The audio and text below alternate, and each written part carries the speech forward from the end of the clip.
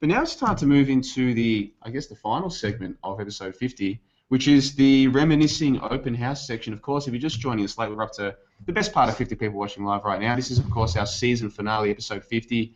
We started doing this show a year ago, Ethan, would you believe, back in October of 2014. And this is the 50th weekly episode. Of course, we had the one weekend where we didn't do a show. Officially, we did 3 unofficial G20 specials. So this is the 51st weekend of doing this kind of show, and I've certainly enjoyed it, and it's gone very quickly looking back. It has. It's gone so quick, and as we'll get into it more, but just building yourself as a person, not just as an individual researcher, but the transition that we've all taken over this year has been pretty phenomenal. And I remember when we started, John, taking away from, we've told the story on air before about meeting at the bar, and then I got arrested and all this stuff. We've told that before, but taking away from that, when we actually did get here, there was originally going to be 4 of us. Lindsay wasn't able to make it for episode 0's recording, but he had to take off. But there was going to be 4 of us doing the show, and the show was a very different podcast and what it ended up to be. So looking back, it's very interesting, John. You remember those times? Yeah, I do. Of course, I'm just trying to remember that fella's name who was with us for episode 0. Zaid. Yeah, that's right, Zaid. Yeah.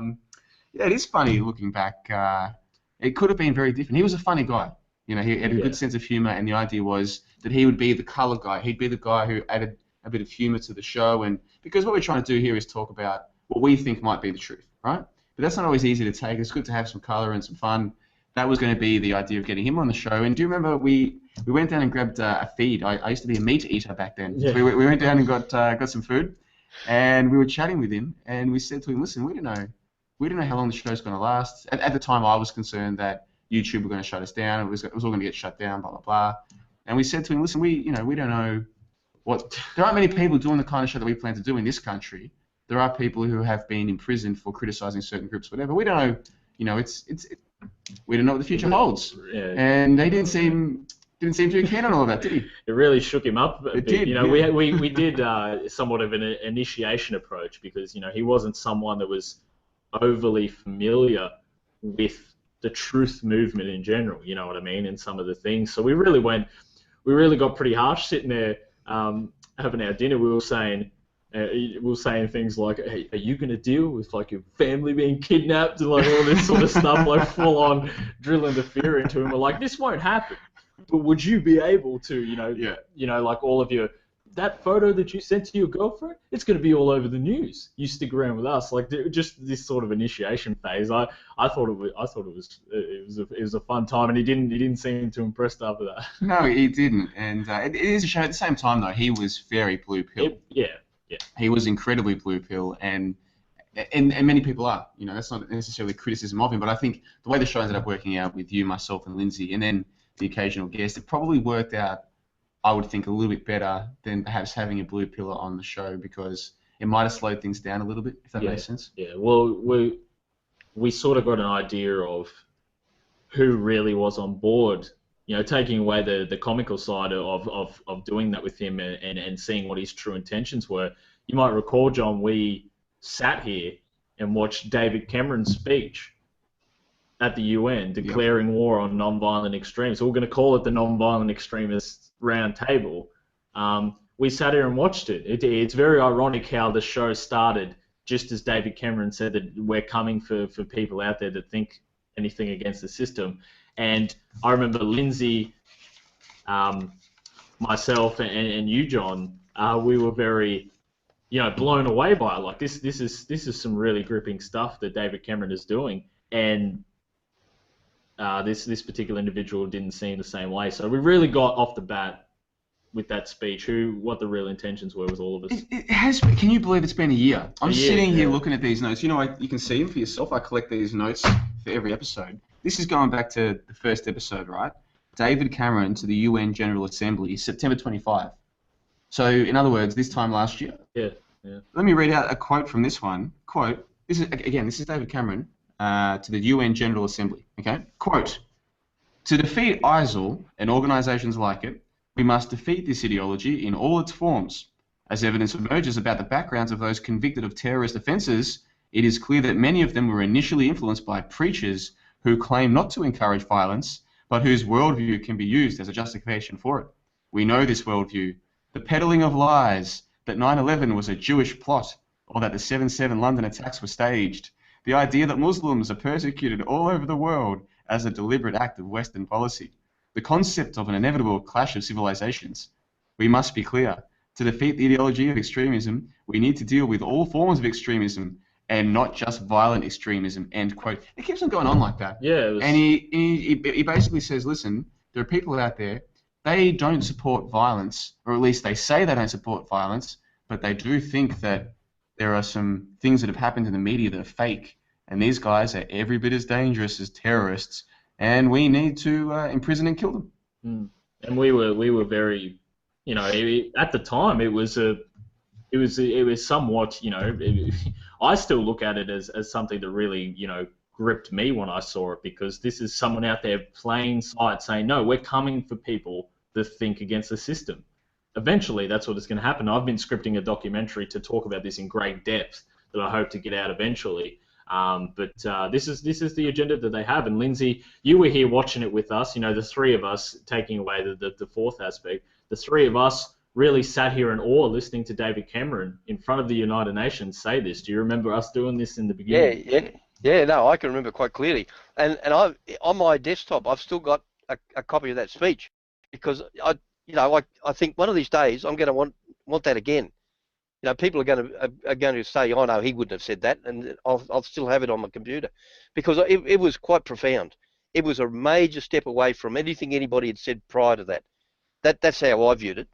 I don't know whether you see it as that important, but to me, I think it's still very important. It's almost like a split in the ways, going in two directions, and instead of just blaming the guilty, that was the second when we're going to blame anybody that we determine. That's basically how I viewed it.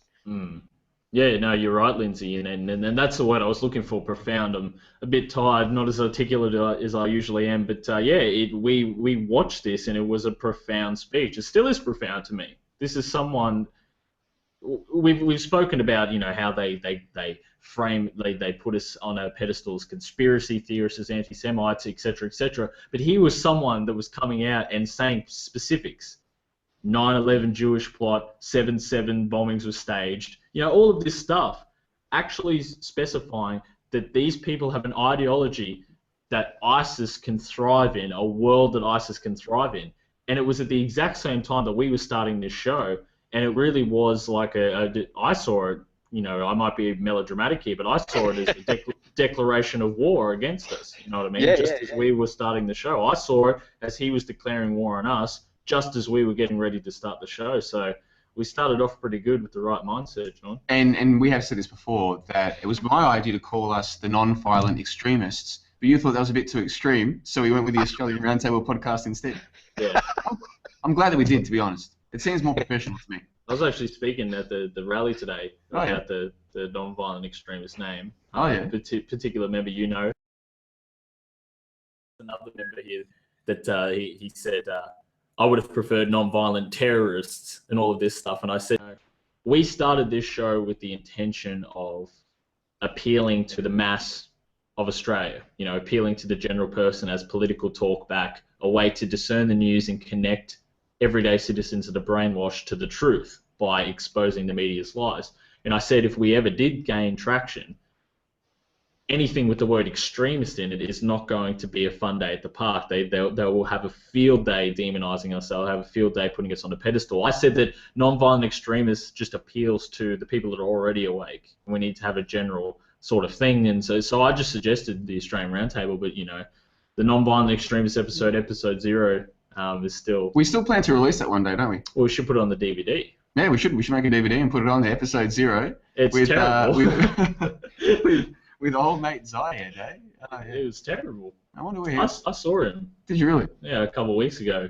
Really? He sort of looked at me and then just put his head down. Was this in Brisbane, was it? Yeah, it was, because, you know, how he does all his YouTube sort of stuff. He was a good bloke. I got nothing against the dude. His heart wasn't in it. As he said, he was a blue pill individual, and I'm glad that we got to at least have him here, because, as I said, the three of us, you could see the juxtapositioning between how he would react to the news compared to how Lindsay would react. You could see whose heart was really in it. So I'm glad his contribution was there to do it.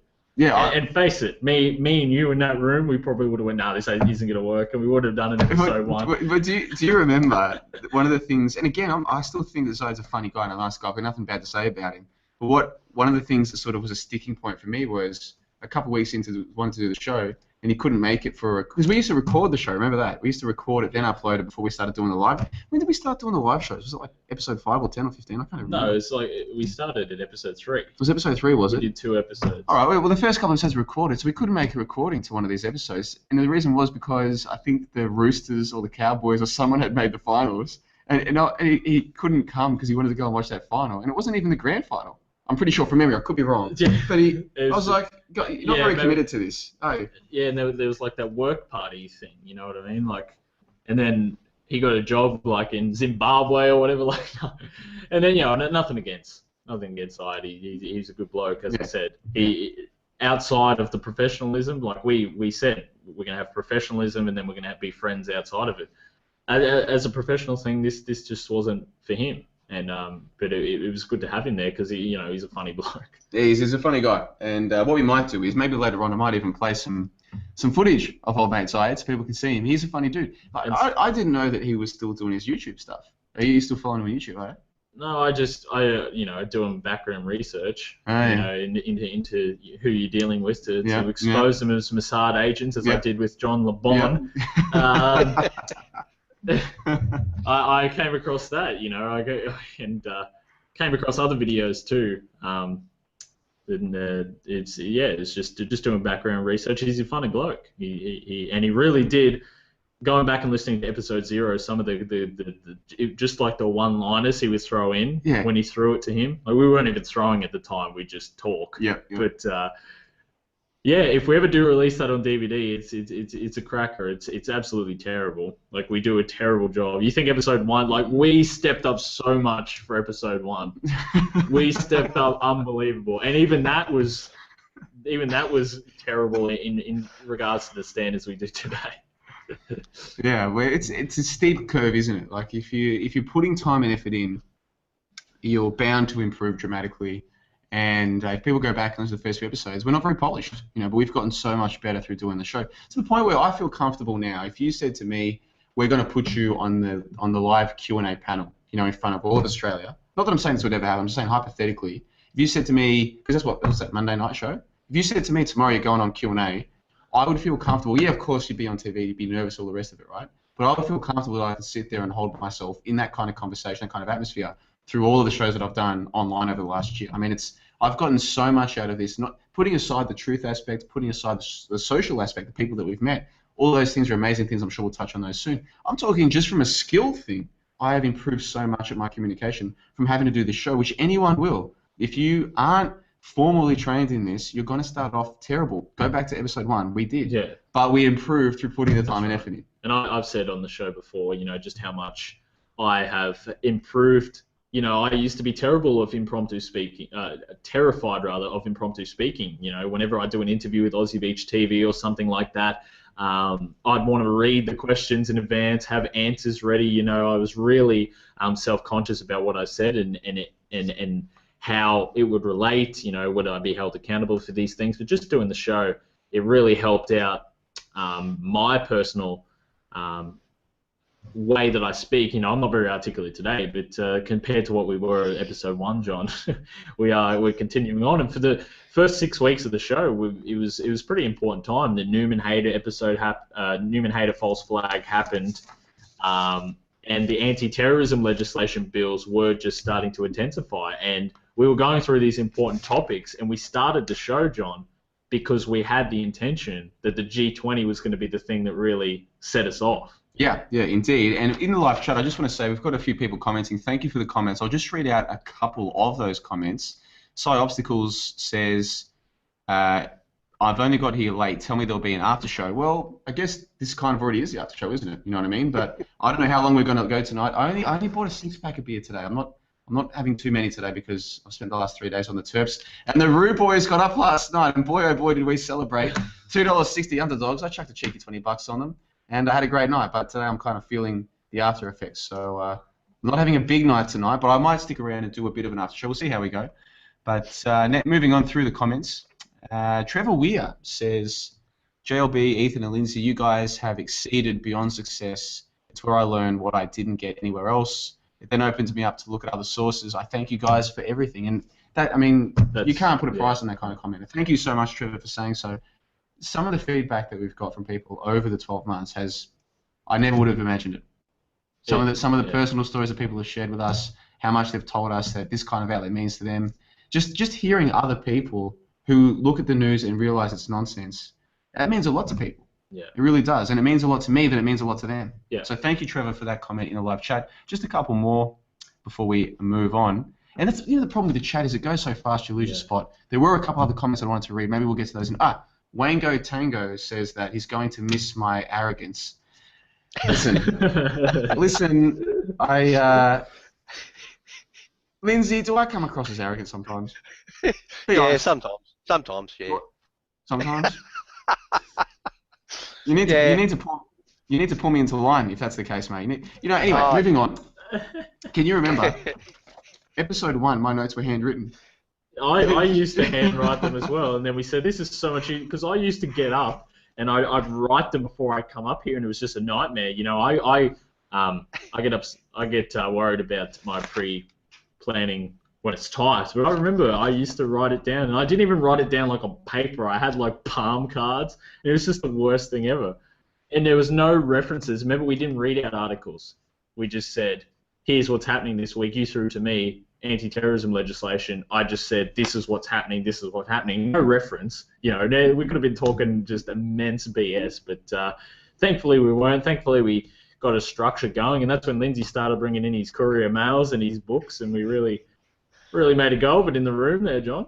Yeah, well, I'm looking through these notes from episode 1, and I've kept them. I've got all my notes from all of the episodes where I did notes. This one is from episode 1, and I've got written down James Foley, August 19, Stephen Sotloff, September 2, David Haynes, September 13, Hervé Gordel, September 25, Alan Henning, October 3. What do those names mean to you?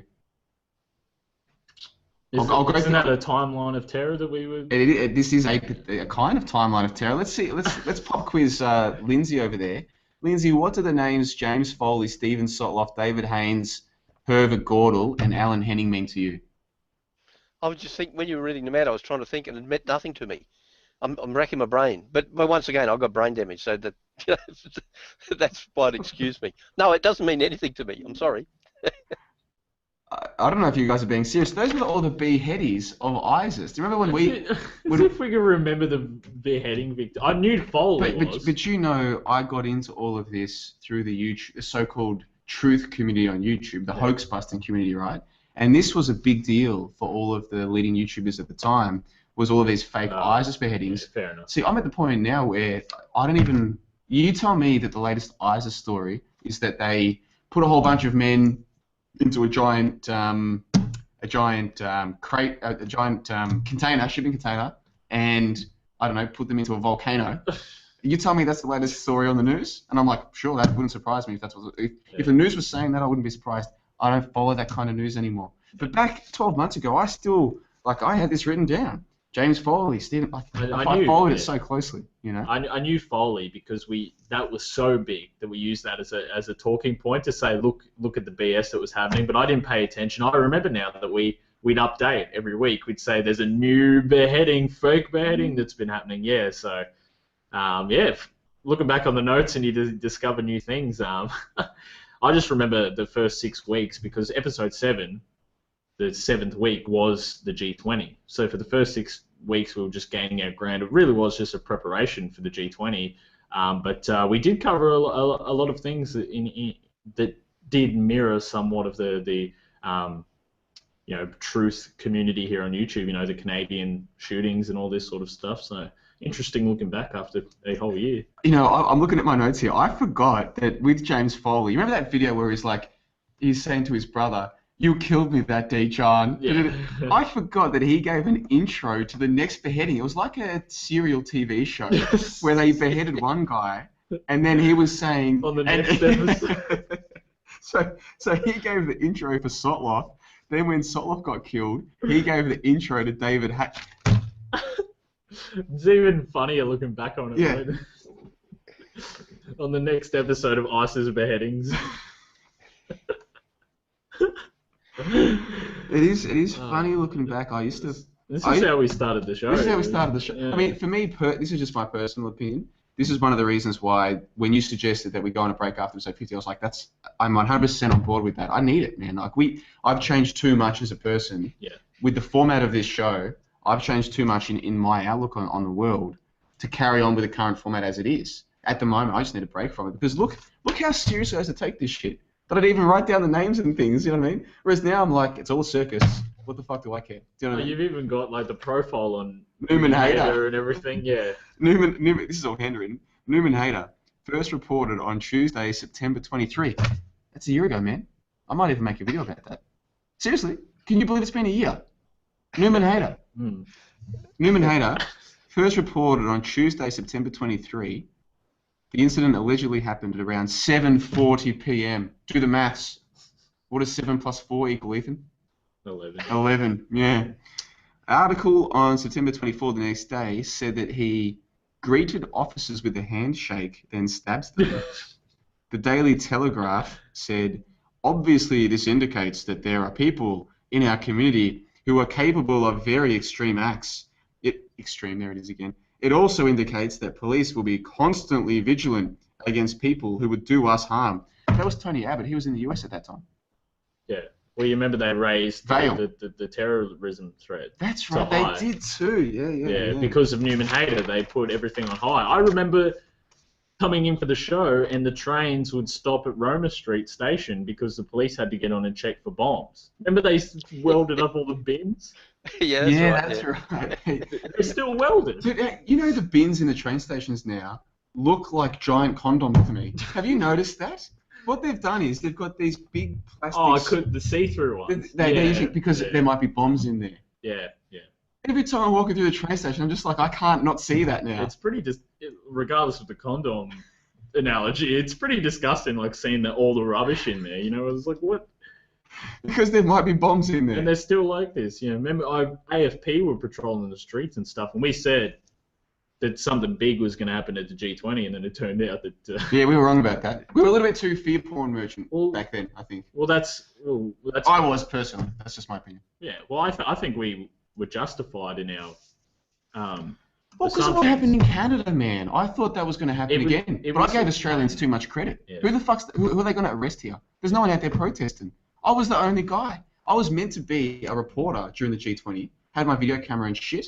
There was nothing to report on. So I came back home and got my placard and went out to protest. I'm like, what am I going to do? What am I going to do? But you remember, we anticipated that it was going to be like Toronto. That it was going to be like all of these things. So our justification was there. You know what I mean? We said if there was any time that a catastrophic event or something would happen, it would be like this. You know, Newman Hader happened. On my website, tottnews.com, I've got that timeline of terror. You remember talking about that? How it was day after day through the week. They said blah, blah, blah. Then Abbott said anyone with an iPhone, a knife, and a victim is a terrorist. And they were all prepping for some massive event that was going to bring in something. So I think our G20 things were justified, but it turned out that it was just a ghost town. I agree with you, man. They were justified based on what we'd seen at Canada. Again, though, I still think we gave Australians too much credit. Yeah. But, I mean, the story... Now, we don't even know if that story about Canada is true, but let's just take it on face value. Supposedly, 800,000 people got arrested, like overnight sort of thing?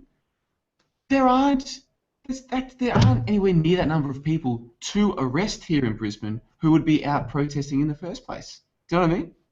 Like, there's just not. Yeah. We're hopeless. But we were taking into account that the people are going to travel like they normally do.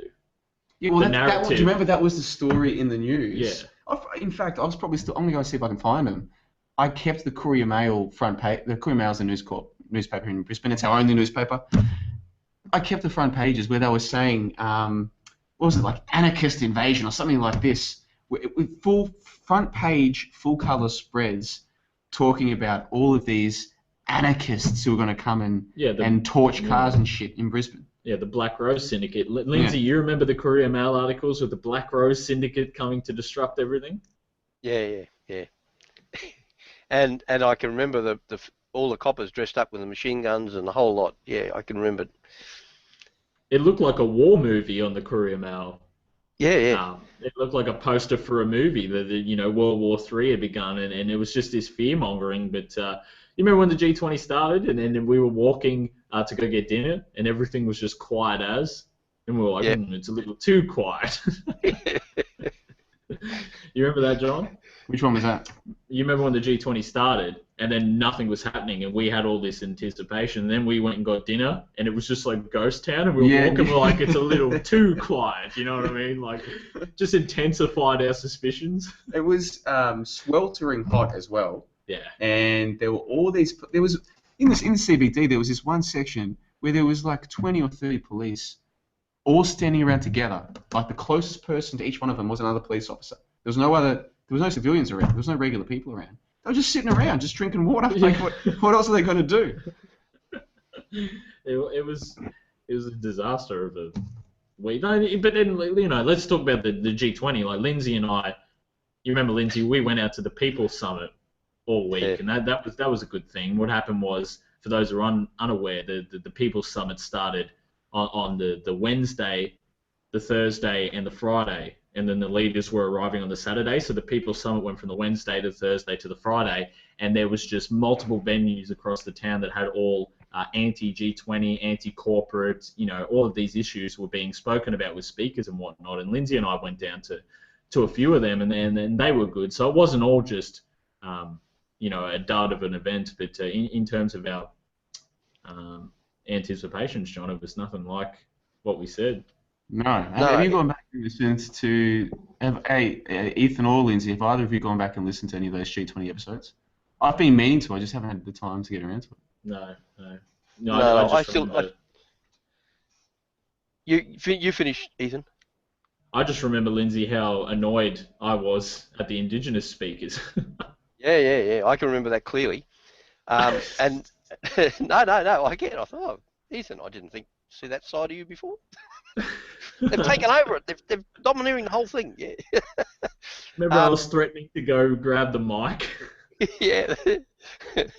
Anyway, but it was good for me because I hadn't sort of listened to those sort of people. We had people coming here from South America and everywhere giving talks about what was happening in their countries, and it was a bit of an eye-opener for me. So I was really pleased that I think my job was to take a camera and observe you in case you were going to be arrested or something like that. So that's right. But I sort of just dragged along, and it was quite good. I enjoyed it. Yeah. But having said that, I was just going to say to you, John, I haven't gone back to look at those or listen to them. I still haven't listened to all of your last Flat Earth thing. So I'm Lindsay, it takes me forever to get through. Don't get the live chat started on the Flat Earth, okay? They're excited enough as it is without us bringing. Maybe. How's this for an idea? I mean, this is just planning on the fly, so I'm happy to go with what you guys are comfortable with. But obviously, the normal episode runs 2 hours, and then we do an after show, which is not part of the official upload for the podcast. I'm happy to make episode 50 a longer show than usual and include all of this. I'm also happy to finish the official upload at 2 hours and then just do the after show like normal. Whatever you guys are more comfortable with. Ethan, what say you? I think we should just go to the 3 hours or whatever. 3 hours. We'll make it a big episode 50. Because we're only at G20. That's only episode 7. Yeah, we've got a lot of reminiscence. Dude, I only bought 6 beers and I've already gone through 2 of them. And I might have to see if I can use up some brownie points and get old mate to go and buy some more beer. Do you reckon? Oh, John. But yeah, Lindsay, you remember we had the plan to film in case something hectic was happening, and then it just ended up Lindsay was just following me around and just boring us in forums. Don't forget to tell the listeners what little preparations you had done on the off chance that you got arrested. Oh yeah, I'd already had articles written at tottnews.com, which I'd given to a friend, like access to the website. I wrote an instruction, like an instruction manual, like in a Word document, and gave it to him on a USB. And I said, you know, that's right. It's all coming back now. This is why I love this episode. Yeah. I said that we're going to, if we don't go to air by X amount of time on the Friday, then I want you to assume that I've been arrested. And if we go to air, or if I don't get in contact with you, because sometimes it might have been hard to travel back, the police, whatever, but we said we're going to go to broadcast every night, so everyone knew that we were safe. Remembering that we anticipated violence, mass arrests, we anticipated all of these things. So I said that there was articles already ready. So I said, Ethan Nash gets arrested, and did a whole article. So all this person had to do was go and post the article so that people could still know what was going on. And I thought that was a good precaution to take, Lindsay, don't you think? Yeah. No, you're thinking ahead. Yeah, no, I admire that. Because you realise, of course, that the organised inherit the earth. That's, we've got to remember that. Yeah, well, I had I just had this whole plan of doing it like that, just to be prepared for any situation that could arise, any situation that could come, whether I get arrested, whether X or this and this. And if I didn't centralize the control of everything, if I said to John, do this, or Lindsay, you can film me from a distance, this person could publish articles, I just thought that no matter what happens, the people are still going to get the truth out there. And that's all I did with it. But it just turned out to be a big waste of resources, John. Hold on, I'm just taking my seat again here. Let me put the old earphones. And you see, when I've got Ethan here in the live studio, which is, of course, just my lounge room, we just move all the chairs, put the table in the middle, and set up the microphone. When I've got Ethan here, we have to wear headphones. Yeah. And it makes me feel more professional. I mean, when Ethan's here, I feel so much more professional doing this show. You know what I mean? He brings the professionalism that the show needs. Now, where was I? Oh, yeah. So, yeah, Ethan actually thought... You did think you were going to get arrested, didn't you? You thought it was more than 50-50. Yeah. You know what? I thought you were going to get arrested too. I actually believe that. Expected. Yeah. Who would have thought that we would get through G20 completely unscathed? Like, the police bag-checked me like 6 or 7 times on one day just because I had a placard, right? But that's all it was. Like, I'm not saying it's okay that the police would bag check somebody 7 times in one day. I'm not trying to defend them, but it's not getting arrested, is it, right? Who would have thought that we'd get through unarrested from G20, but then hanging out for your birthday drinks one night, I'd end up spending the night in a lockhouse, eh? We went through the whole G20 where there was like some X amount of thousand police here. That was the weird thing about G20 is how nice the police were. Like yes, I had nothing bad to say about the police. Every arrest was justified that I witnessed. The multiple warnings to people that were just screaming at them, going, and they were just saying, this is your 10th and last warning or you'll be arrested. Everything was justified. All the cops were so nice when you spoke to them. It was the complete opposite. And we made jokes about it on the show, Lindsay, you remember, that the police were acting as they should normally act. Yeah. I remember that. It's all coming back now, isn't it? It's just, and then that was the thing about G20 is just walking around. I actually went through, because if we do a DVD, I want to have like a bloopers section on it, because you wouldn't imagine the amount of bloopers I have from my G20 footage, because I was alone filming most of the time. Yep. And there was no one to direct people away from standing in front of the camera, like walking past and all of this stuff. So I was like cutting out the bloopers and whatnot. And one of the bloopers was, being searched by the police, or I had my camera on the whole time because I was in case I got arrested. But so many bloopers, and there was nothing bad to say about the police. That's why when the G20 was over, we started getting stuck into the police because we were saying on the show, no, we're not encouraging the police here. We're not saying that they're good people, but for this weekend they were pretty good. And so when we returned, we said, all right, here's how bad the system is. Lindsay, you remember this? Yeah. Now look, can I interrupt you fellas for a minute? I'm going to have to go and put some food in the oven, otherwise I'm going to get thumping on the floor. I'll be back in about 5 minutes. Yeah, mate, take your time. Okay, thanks for that. Yeah, so G20, that's Oh, right. no, Because it's when good times. we got started, and oh, sorry, if you're just joining us late, this is of course the ARP. It's episode 50. It's our season finale. We're doing things a bit differently. We spent the first hour or so going through the news like we usually do, but now we're just reflecting on what has been an incredible year for me personally. I think I can speak for all three of us as a collective. It's been so much more than we could have imagined. So now we're just reflecting on it over a couple of frothies. Lindsay doesn't drink anymore. It's one of the things I admire about him, but I don't mind the occasional frothy. So we're just sitting here kicking back, reflecting on the year that was. Now, we've jumped ahead a little bit to G20, and I've got more to say on that one. But what do you say we use, and I don't know if you've got your notes on your computer, but we can just use this as a guide and just quickly touch on some of the bigger things that came up during the year. What do you reckon? As a prompt. G20 was not even that far in. I didn't even realise. What I'm saying is, even just thinking about G20 is bringing back memories I forgot I had. You know what I mean? Well, you've got the notes there. I've got the notes. Start going through them. We went through the beheading, ISIS beheading nonsense. That was from episode 1. Episode 2 notes, we looked at... Typed. Yeah, I started typing for episode 2. I learned the hard way from episode 1. I can't read this shit. Look at that. I used to have the best handwriting. When I was at school, I had beautiful handwriting. I don't know what the hell happened. You remember I'd copy down the agenda and I'd be like, what does this say, Jono? Yeah. What is this word? I can barely read this shit. So yeah, Newman hater. And that's the thing too. International listeners, you have to understand, it wasn't just in your country with all this terrorism nonsense. We were copying it, I reckon, as bad as anyone could be. You have to understand, we've only got 2 major media outlets here. We've got News Corp, old mate Uncle Rupert, and Fairfax, right? And News Corp are the only people who publish dailies in all 5 major cities, and we're highly urbanised. So most Australians live in Sydney, Melbourne, Brisbane, Perth, Adelaide. Most Australians live in one of those 5 places. That's the reality. So if there's only one outlet who publish in all 5, that's News Corp, then there's another outlet that publishes in 2 of them, which is Fairfax in Melbourne and Sydney, then the control of our media here is even greater. The concentration is even greater than it is in your country.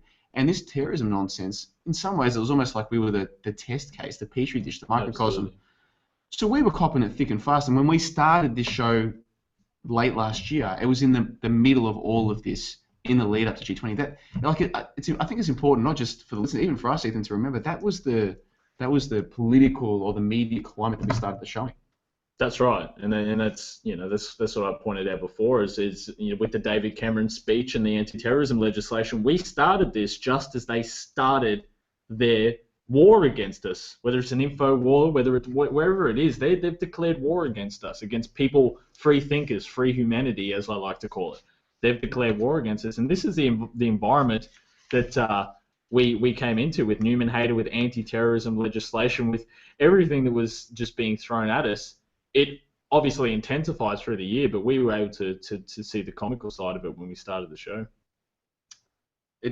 Looking back, and that's another thing too. I mean, obviously I've gone on my own little path. I have gotten into the idea of media fakery now, and I think a lot of what's on the media is completely fake. I mean, not just the shootings, but I mean, just in general, it's mind control media fakery. And I'm not scared anymore of the world. In fact, I've never been more at peace and more optimistic about what existence is, right? But I remember back a year ago, I was scared that bad shit was just around the corner. Yeah, I remember that. Yeah, and it's funny for me looking back over these notes. It's amazing how much you can change in a year if you are putting the time in to think and to question and to be willing to be wrong. I mean, a lot of people, they call themselves truthers, but there's only one truth for them, and there's no changing that. You know, it's amazing that if you didn't document this, John, would you have noticed how much you had changed in your life? You know, this is the beauty of this show, is every single week, at the end of the week, we get on for a 2-hour show and express our opinions about the world. That's documented there. You can see the process as it goes. Yeah. I've noticed the process. I think of weeks in terms of ARP.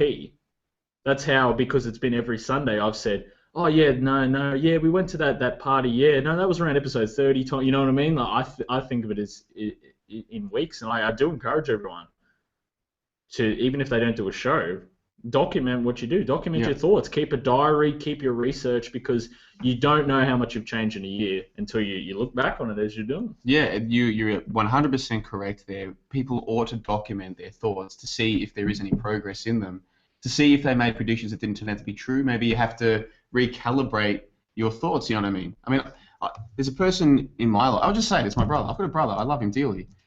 He sometimes will tell me that in 6 months' time something will be different, and 6 months later things are still the same. Like, do you know what I mean? And I don't think that's because he's not lying. Like, he honestly believes in his mind, in 6 months' time this aspect of his life will be different or whatever, and it isn't. And I think that's just because most people aren't in the process of asking themselves, hold on, what was I predicting in the past? What was I thinking in the past? Has that changed, etc.? Yeah. And so if you're not documenting it, how are you going to know? Some people reflect on their own thoughts oftentimes, and maybe they're better at keeping track of where they're at. But for the average person, if you're not documenting your thoughts, how the hell will you know what you were thinking 6 months ago? Yeah. You might have photos that you're at this party or that you went to this game of footy or whatever, but what the hell were you thinking? Well, with our show, doing this show, it's there now. It's there. It's always going to be there. Even if YouTube shut us down, a lot of our listeners have downloaded the episodes. We've got Podbean as well. Even if they shut down YouTube and Podbean simultaneously, we've got copies on our computers. Many of our listeners have copies on their computers. It's there. DVDs. The DVD. It's out there now. And I completely agree with you, the documentation. Here's one for the listeners in the live chat. We've got more than 50 people watching. Thanks for coming out. Can you remember, other than the terrorism, don't you answer just yet. I want to give the live chat a chance to answer. Can you remember, listeners, this is one for you, the other big scare of late 2014? Because I had forgotten about it, but here it is in my show notes for episode 2 of the ARP. So live chat, send us through your answers. Apart from the ISIS boogeyman, what was the other big scare of late 2014? Let's see if you guys can remember. And while they're getting their answers through, because we're going to move on to episode 2 in a moment, that's the plan. What do you reckon? We'll just go through bit by bit and reflect on all this stuff. It's all coming back, mate. Yeah. Well, all coming back to me. We'll go through up until episode 11, then we'll talk about the Sydney Siege. The Sydney Siege, of course, yes. We'll get to that. We'll get to so much reminiscing to do. Yeah. We've got Lindsay back with us, have we? Yeah. In the live chat, Loopy33 and Nom Nom Nom have both guessed Ebola, and they're both right. That's what I've got here for my show, episode 2 show notes. Do you remember there was a big Ebola scare all around all around the white Western world? I don't really know what was being said in other parts of the world, but certainly in America, Australia, Britain, it was Ebola. Do you remember that? I don't even remember our stance on it. Yeah? Well, maybe the show notes will tell us. Well, yeah. Here we go. I've got 2 pages worth of show notes. Lindsay, do you remember this big Ebola scare? Yeah. I vividly, I can still see it now in my mind's eye. The picture of this little kid walking. There was a YouTube video or something, and this little kid walks in, and then suddenly falls on the ground and goes into a performance of he's got Ebola, and he had a big cheesy grin on his face about 2 minutes before. Do you remember that one? I remember thinking, oh man, that says it all. This whole thing's a farce. Sorry to interrupt you, Lindsay. I'll let John finish. I remember, before I forget, that we took the approach that this was going to be a justification to round up people. You remember that? Because I've got, for people that don't know, if you go to the TOTT News YouTube channel, I've cut out audio excerpts up until episode 19 of feature segments from each episode, and then the episode 2 one was the Ebola discussion. Is it a pretext to round up citizens? And that was a good question, because there were so many concerning questions, as Lindsay just said, about the boy, John. Yeah, you're right. That was our angle. Yeah. Was they're going to use this to round us up. I'm just going over these notes now, and here I've got a quote here. This is a declaration of public health emergency on October 7. Quote, and this is from Daniel Malloy, who is the governor of Connecticut. I don't know if he still is, but he was at the time. This is his declaration of public health emergency. Quote, I hereby declare a public health emergency for the state pursuant to the Connecticut General Statute section for the duration of the epidemic. Specifically in accordance with the Connecticut General Statute section, I authorize the Commissioner of Public Health to order the isolation or quarantine under conditions prescribed by the Commissioner of Public Health of any individual or group of individuals whom the Commissioner reasonably believes to have been exposed to, infected with, or otherwise at risk of passing the Ebola virus, end quote. So that was the governor coming out and saying, if we want to, we can just round you up, basically. It's all coming back, John. Yeah, and what's interesting to me is these laws did pass in Australia as well. Yeah. But so far as I'm aware, they've never been used. So I guess my view on this now is different to what it was. I still believe it is crazy that if you think the government is here to help you, that you would let them have laws that they could lock up at any time, right? At the same time, though, I think I got sucked into the fear porn aspect of the alternative media at the time by believing they were bringing these laws in because they were planning to use them sometime soon. So is it messed up that they can have these laws? Sure. But is it something that I should be scared about? I don't think that I should. What say you? Well, I think it still should be concerned about it, because once everyone forgets about it, it's still law. It's still there. So say one day, eventually, etc., comes, that's law to be able to do that. The same as we have here in Australia.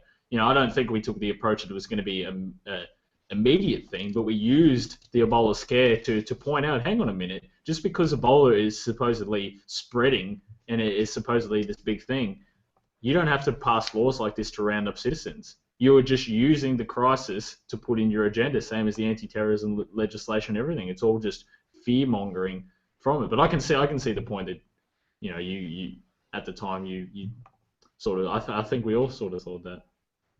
Yeah, well, I forgot this one as well. Here's another pop quiz for the live audience. Who can tell me without Googling the name of that character? I think he was wearing a green shirt, who was supposedly the first case of Ebola on US soil. Can you remember? It was, of course, one of those three names, like Man, Haran, Monas. Can you remember the name of that first guy without Googling? In the live chat, we'll see if you can. The thing is, there's like a delay. What is it, like 10 seconds? So it takes us a little while. So while we're waiting for the live chat, Lindsay, to answer that one, can you tell me the name of the first case on US soil of Ebola? No, I'm brain damaged. I can't remember any names at all. That's why I got to depend on you. Even when I'm reading the script, sometimes I've got to think, oh, John will remember that, but I can't. Somebody posing as Jeff C in the live chat has answered Thomas Eric Duncan. It was Thomas Eric Duncan. Yes, Thomas Eric. Do you remember with the green shirt? Yeah. Do you remember all of this? Yeah. And for people to understand, the environment that the world was in when we were doing these episodes did justify us thinking this. I think that everyone at the time really had this approach that, no, they're going for something here. They're putting all of these laws in. They're hyping us up to be afraid of everything. Something could be on the horizon.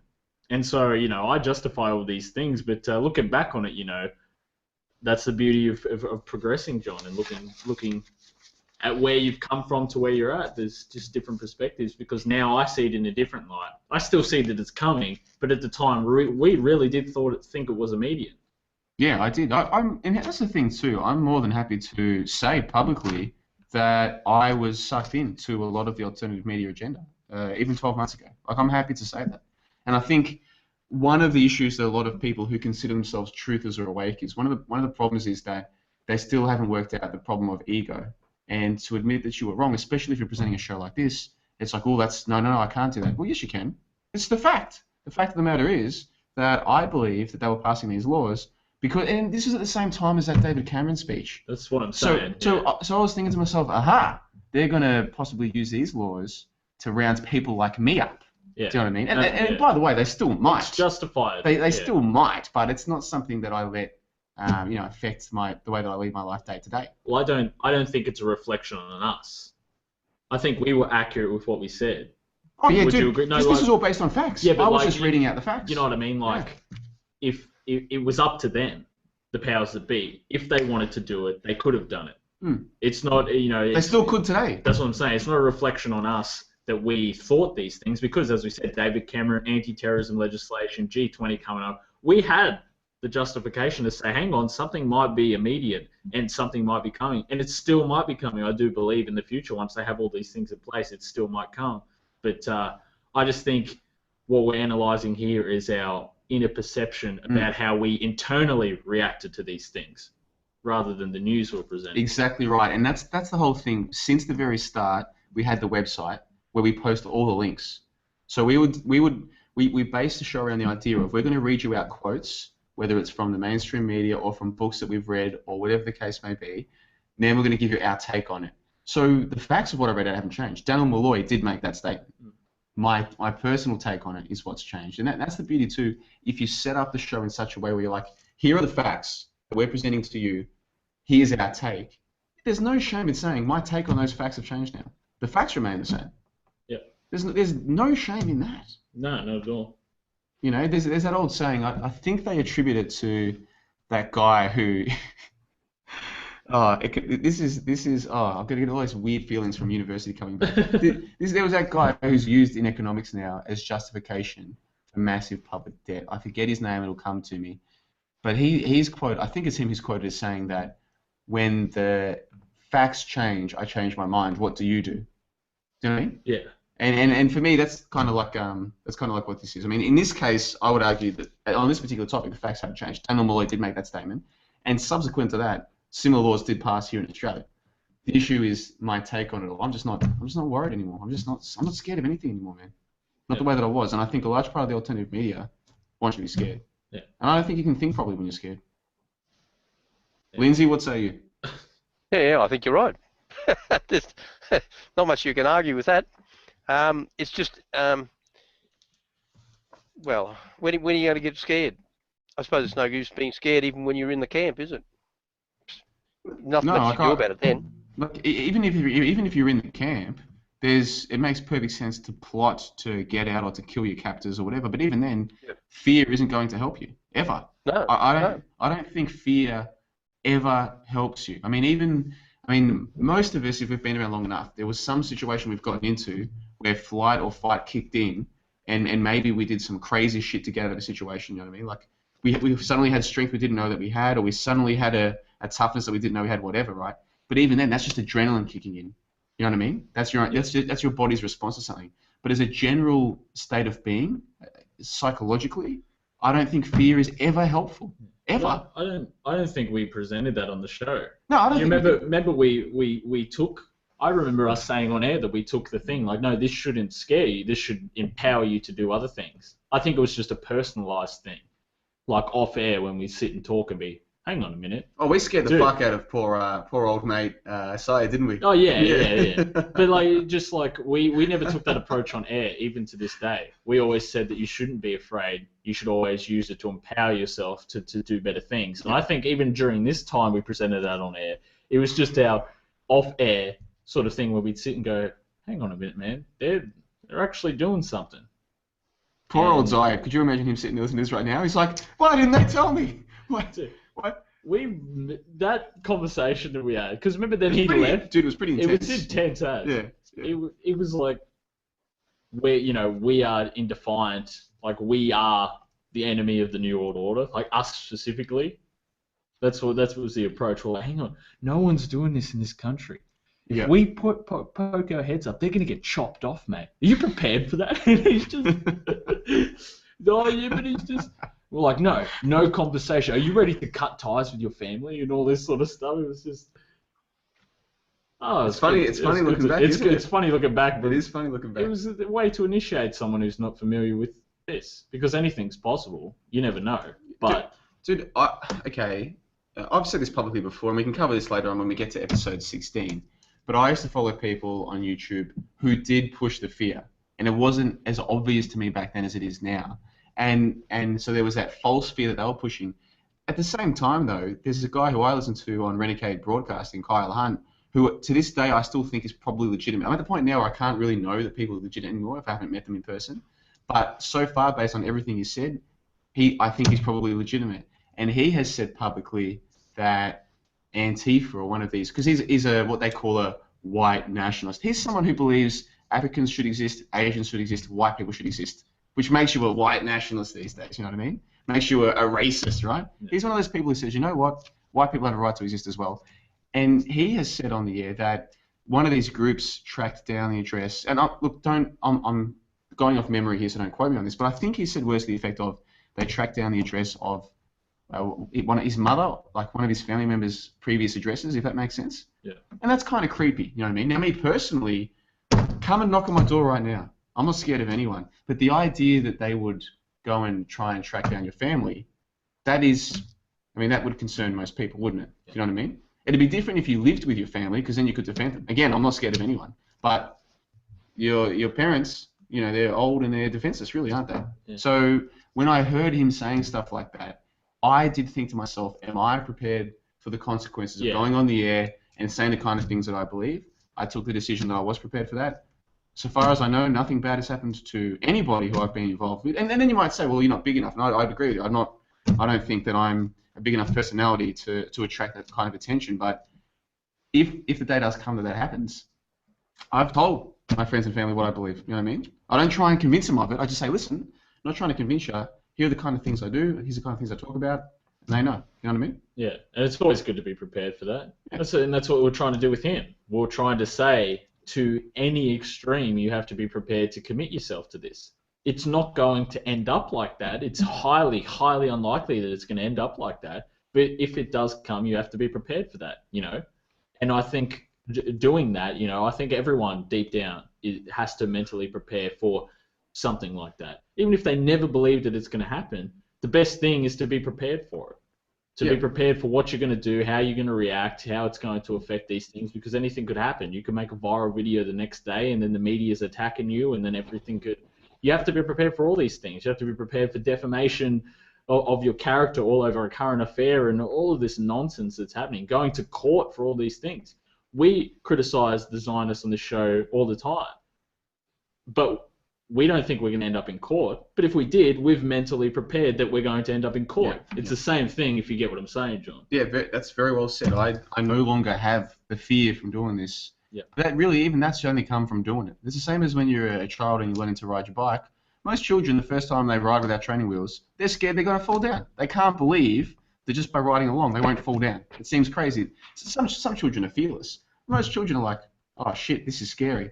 They ride their bike, they realize somehow the bike stays upright when you're riding, you're fine. I think sometimes you just have to do it to realize there's nothing to worry about. But the reason why we're talking about all this is because 12 months ago, we hadn't done this show.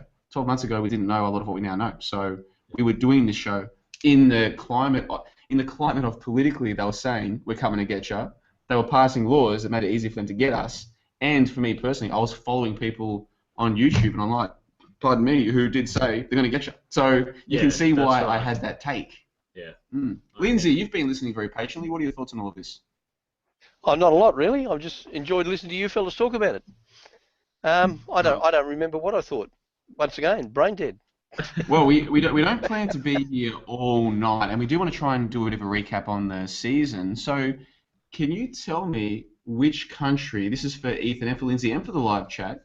Can you tell me which country was having their own little umbrella revolution around October of last year? It was Hong Kong, wasn't it? It certainly was Hong Kong. What do you remember about that? I remember that we were questioning the motives of the leaders in the so-called movement. Is that correct? Yeah, well, it was Josh was his name, Joshua Wong, and it seems to me that he was being funded by the National Endowment for Democracy or one of these US intelligence military front groups. Back then I still believed that the world wasn't all run by the same people. Do you know what I mean?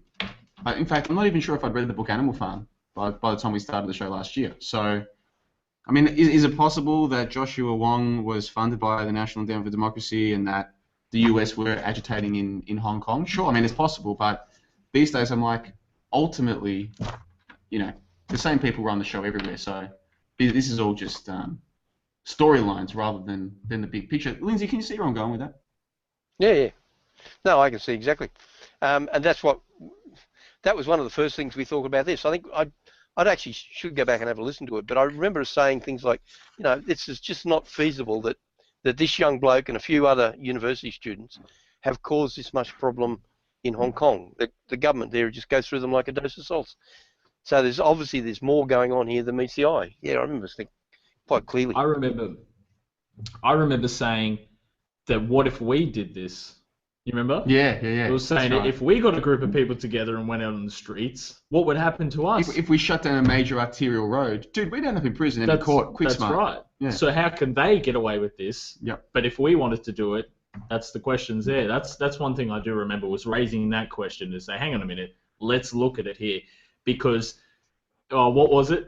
You did the analogy. You said that they're fighting against oppression, yet we're in a country that has more oppressive laws, even though we're a democracy, a so-called free democracy, and they're not. And it's all coming back. It's all coming back, and that's the thing too. We spend a lot of time using the official story against itself. You know what I mean? We're saying, look, on one hand, they're telling us that we're free and we're democratic and we want the Hong Kongese to have those values. Okay, great. They're the ones protesting in a way that would get us put in prison. Maybe we should be more interested in our own freedom. You know what I mean? Yeah. And a lot of our show, especially for the first 30 or 40 episodes, was really based on this idea of, here's the official story. Let's look at it and see if it actually jives with the rest of the official story. And of course it doesn't, because it's all a big mishmash of nonsense. It's doublethink writ large, Lindsay. What say you? Yeah. And it always has been. Even when you go back, even to the war and before the Second World War and whatever, when you go back and read books of people who were there and who actually could see through it the way we see through it now, there were people around then who could see through it, and they've written down in books. You go back and read it, and you see that it's the same thing. It's been going on for probably centuries. Yeah. So it's just, yeah, we're just late starters. Or, well, you're not. You two fellas are early starters, but I'm a bit of a late starter. Yeah, to be able to see it for what it really is. You don't give yourself enough credit, Lindsay, and we'll talk more about the positive influence that you had, because you really started picking up pace. I think it wasn't until like episode, I'm not sure, was it 7 or 8 when Lindsay first started dropping the truth bombs about World War II history hoaxes. When we, I've actually got it written down here. I did like a rough sort of outline of the timeline of the show. It was after the Sydney siege we really got stuck in. Yeah. But before that, he was planting seeds. He was bringing the Hitler Nazi propaganda. He was doing all this stuff. When we got back from the Sydney siege, we said, all right, they're intensifying it. We're going to intensify. And that's when he did his Protocols of Zion feature piece. And he started doing all this sort of stuff. Because we were very skeptical about going so far down the rabbit hole. No, that's being generous. We were concerned. Not this we part. It was you. Okay. Sorry, fellas. All right, Lindsay. All right. So I met you in the city the first time, and then I thought you and I should catch up for a chat to talk about this show that I wanted to do. That ended up becoming the ARP with you, myself, and Ethan. Do you remember when we were sitting out on my balcony just sipping some tea? What we were talking about, we would and wouldn't talk about on the show. Do you remember that conversation? Yeah. I sort of vaguely do. Yeah, and I think I went home and I sent you an email or something by that fellow Eisen in Britain. Because we were talking about the difference between Zionists and Jews in general. Does that make sense? Do you recall that? Yeah, I do. Yeah, Paul Eisen, who is the Jew who speaks out against the Jews, basically. Yeah. And I went and dug that article up and sent it to you because he made a really good argument saying, no, it's not just the Zionists, it's all these people who go to their synagogue every week and they're supporting it behind the scenes, and he made a good argument, I thought, anyway. So that's why I sent it to you. But I just can't remember whether that was the first time or, but you'd have a better memory for this than me. I'm not exaggerating. Really, I'm finding it a little bit difficult to remember all these things in detail. Here's how I remember it, Lindsay. I said to you, listen, basically, I know that the 6 million figure is ridiculous, and I know that there's a lot of Jewish influence in the world, but if we talk about that on YouTube will shut us down. There's just it's not worth it to us to talk about that when there are so many other things we could be talking about. We're not planning to talk about that kind of stuff on the show. I hope that's cool with you. And it's not really about censorship. It's just about what's in the interests of the show. Of course, what happened was we started off that way. We didn't talk about any of that stuff. Or we didn't talk about it much. But over time, it became more and more pressing, and we got away with more and more to the point where by the end, I can just sit here and say the whole hoax is a scam, and anyone who actually believes that 6 million people died has been sucked in and is a fool. I can say that now. But I had no idea that I could get away with saying that on YouTube 12 months ago. Do you know what I mean? I remember that. Yeah. I remember when you said you found another panelist who you think, remember we were at the pub? Yeah. You're like, I've got another panelist, a little bit Jewy, like he talks about the Jew, like it's just all Jews. All Jews. So, we can ask him to tone it down a bit, maybe throw him a bone every now and then. He might be able to go off on him, but for the most part, he understands what's going on, but he's just Jew. And then we spoke week after week. We're like, oh, this guy's making some sense. He's bringing in all these books, and we're like, there really is this much Hitler propaganda. There really is this. Oh, yeah. And then you'd see the articles, and these are things that we never looked for. Like when I met you, I'd already understood, World War II, Hitler, was not as he was portrayed, certain events throughout history in relation to 6 million. But even then, I still didn't address it as much as I should. The Zionist influence in banking, etc., etc. It wasn't until Lindsay did it that we'd start seeing it in the media. And we started doing it, and we're like, yeah, this guy's making some sense. Maybe we should let him have a little bit more free time on the show. And now we do it every week. It's just... Yep, I completely agree. Yep. That's the thing too. I knew about a lot of the stuff, but I didn't know anywhere near as much as I know now. And as I learned more, I thought it was more important to talk about it. And one of the main reasons I learned about it was because of Lindsay. I've spoken about this, I think, in an after show before, Lindsay, where you brought in a book, and it was that Kaufman book, basically a Jew calling for the destruction of the German people, just calling for them to be destroyed, basically. And you started talking about it, and I couldn't believe it. I was sitting there I was like, we had a fucking cup of tea talking about how we weren't going to go down this path, and here you are telling me that a Jew wrote a book calling for the destruction of the German people. What are you on about, you crazy man? Yeah. I flipped through the book, and I was like, holy shit, this actually is, this is legit. You know what I mean? Like, that's how oblivious I was. So when you learn about this stuff, you realize it's more important than you previously thought, and next thing you know, it became a part of the show. There's no topic off limits now. When previously there was a topic that wasn't off limits, but we just didn't give it as much time as we now give it. Yeah, and Depopulation Agenda said when Lindsay talked about the learned elders of Zion, and I went and researched it, that was a really pivotal moment. So thank you, Lindsay. So there you go. How cool is that?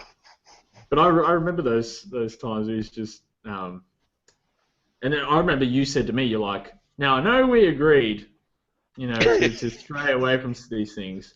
And I remember Lindsay, like seeing how Lindsay is now when we interact with him, compared to the start, like he was really, I don't want to speak for you, Lindsay, but you were really like picky about how you'd sort of address these things. Like you really wanted us to cover it in depth, but you didn't know how to like break through to us. And it was a gradual thing that happened with your CDs and everything that you...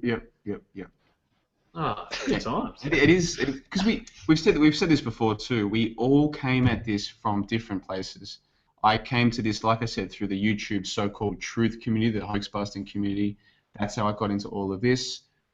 Lindsay, you've got a library underneath your house. You've got a wealth of information down there and in your head, and you know a lot about these things, I guess, from just a lifetime of reading these kinds of books. Ethan, you came into this, is it wrong of me to say, through some of the more established alternative media channels? I mean, like if I say that I got into this through the YouTube so-called truth community, how would you say that you got into all of this? No, I don't think that'd be a false claim. You know what I mean?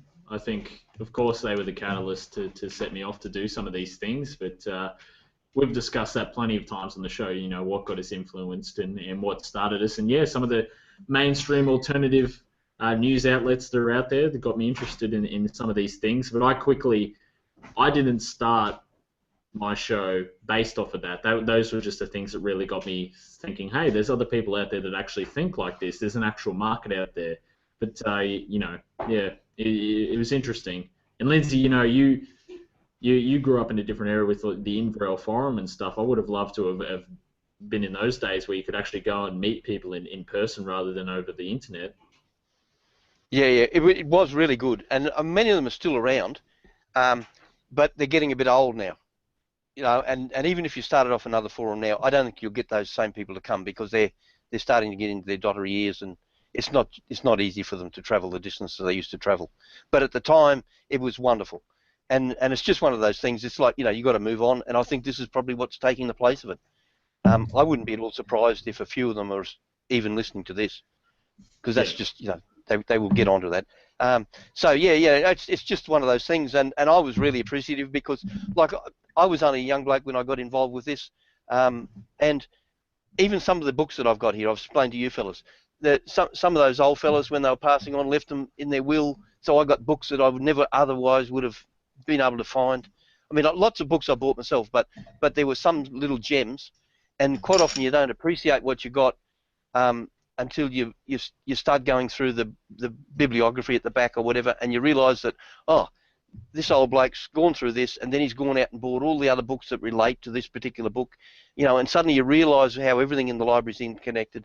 It's a wonderful thing. Now, like, hopefully I've got another 10 or 20 years or something, but then I'll have to start looking around for worthy recipients who'll make use of the stuff. You don't want to see it get tossed out or whatever, because that happens to me sometimes. I go to a second-hand bookshop and you'll see all these magic books, and you know that some poor bugger's put this together over his lifetime, and suddenly the family have got no idea of what the value of it is, and they're just dumping it on the market. I grab it, when I can, but you see it all around. So, and you fellas will probably come into the same thing eventually. What do I do? I've got a lifetime of knowledge that I put together. How do I pass this on to the next generation? Now, this show is one way of doing it, but I think there's a little bit more to it as that as well. Yeah, no. That sounds like a dithering old man talking, but it is something that I've seen other people puzzle about as well.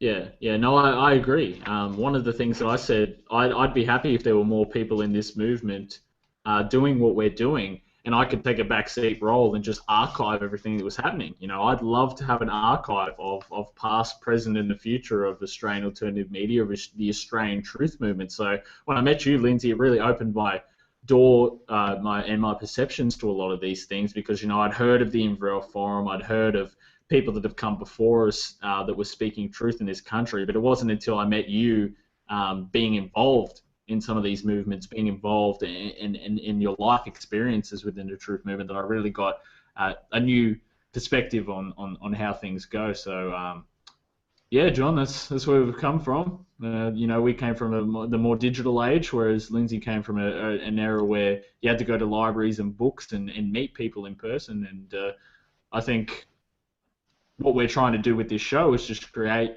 a digital version of what that used to be, trying to encourage people to come together, researchers to research information, and put the information there as somewhat of a library for people to do it.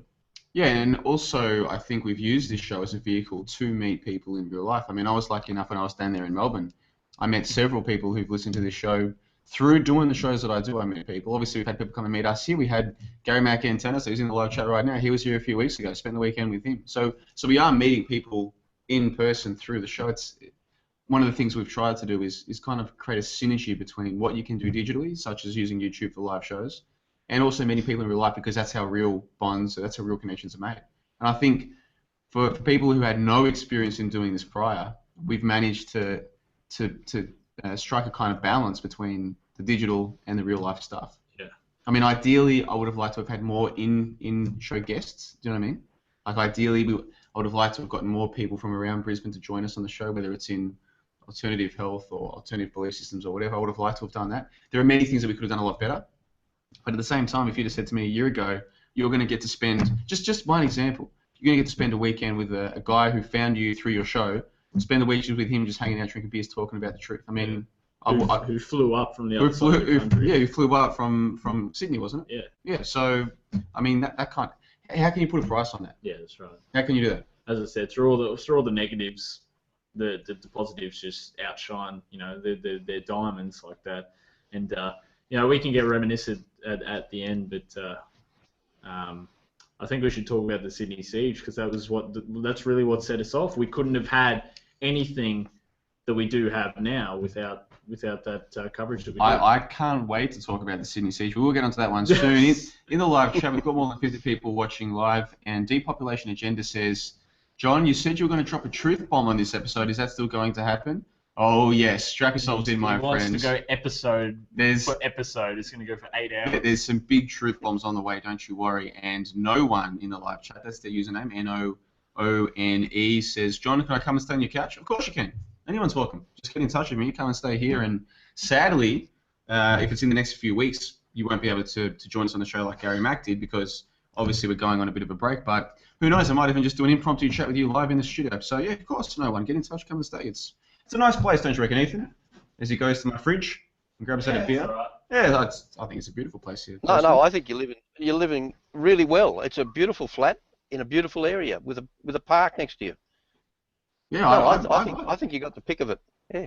Yeah, I'm quite happy here, but I think Ethan likes his Egan's not really from Brisbane. Do you know what I mean? He's from further out, and I think he's got that whole sort of city versus suburb thing going on, No, which I used to. I grew up in the suburbs of Melbourne. I grew up out there in southeast Melbourne, so I understand it.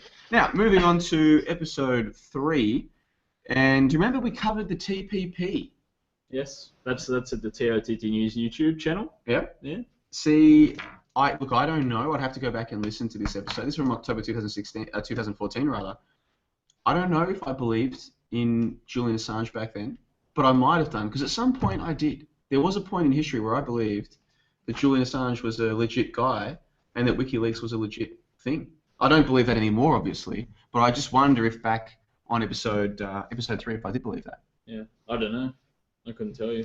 I don't know. Lindsay, go to the TOTT News YouTube channel to. I'll go check it out. Check it out, and it got like 700 views. It was a good thing. Yeah, you know? I'll have to go and check it out. So that was episode 3. Now, episode 4. Do you remember a very prominent Lindsay? This one's for you and for all of the Australian listeners out there. Lindsay, do you remember who passed away in October of last year? A very prominent person. Your mate. Lindsay? Yeah. No, my brain's no, I can't. I'll give you a hint. A hint. He was taken out by the CIA back in the mid-70s. Oh yeah, okay. Our mate Goff. Your mate Goff, that's right. We did a big feature piece on Goff, and that was another one that you turned into a segment on Tot News. Because see, back in the day, people, we actually did feature pieces. We didn't just ramble on about nothing for 2 hours. So no, I'm kidding. Goff Whitlam. You did a big feature piece on how the CIA took down Goff Whitlam and how it's something in Australian history that doesn't get talked about too much. You know, the infiltration, etc. And I saw a thing on Fairfax talking about how the CIA took out Goff Whitlam just yesterday.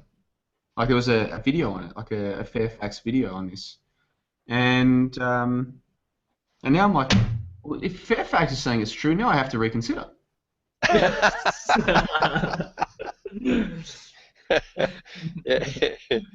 Got me worried.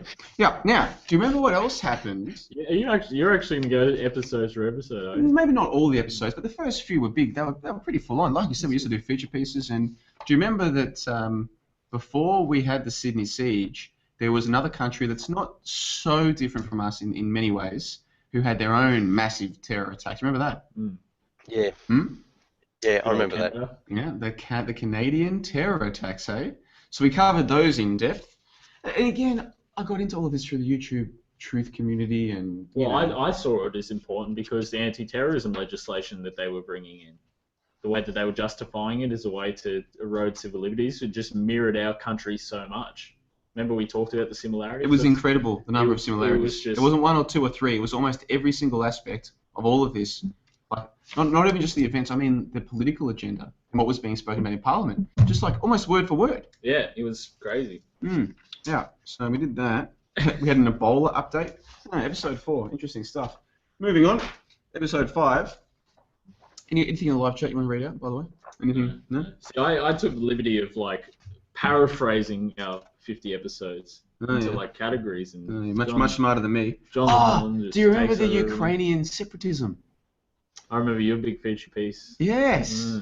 That's one of the main things. The Donbass area that supposedly they were trying to break away from Ukraine. Remember all of that? That was one of the main things that you said that you've changed since then. Well, I used to think that maybe, and I never said that Putin was definitely a good guy or anything like that. All I said was he might actually be challenging the New World Order. It's possible, you know what I mean? Which is kind of embarrassing looking back, but I didn't know any better at the time.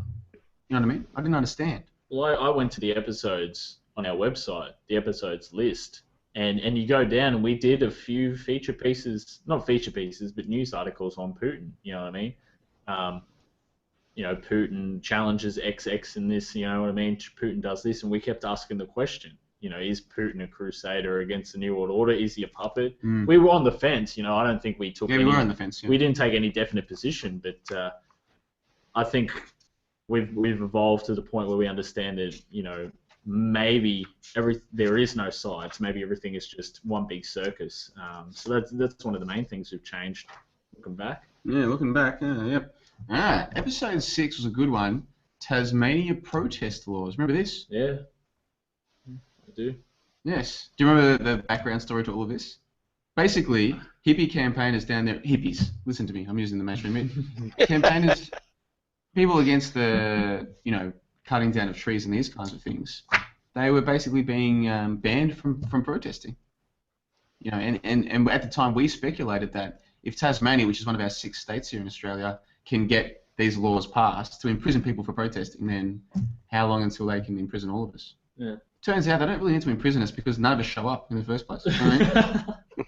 Well, episode 7 after that was the G20, and that was a perfect example of that. We talk about the Tasmanian protest laws. No one protests in this country, and next week showed it.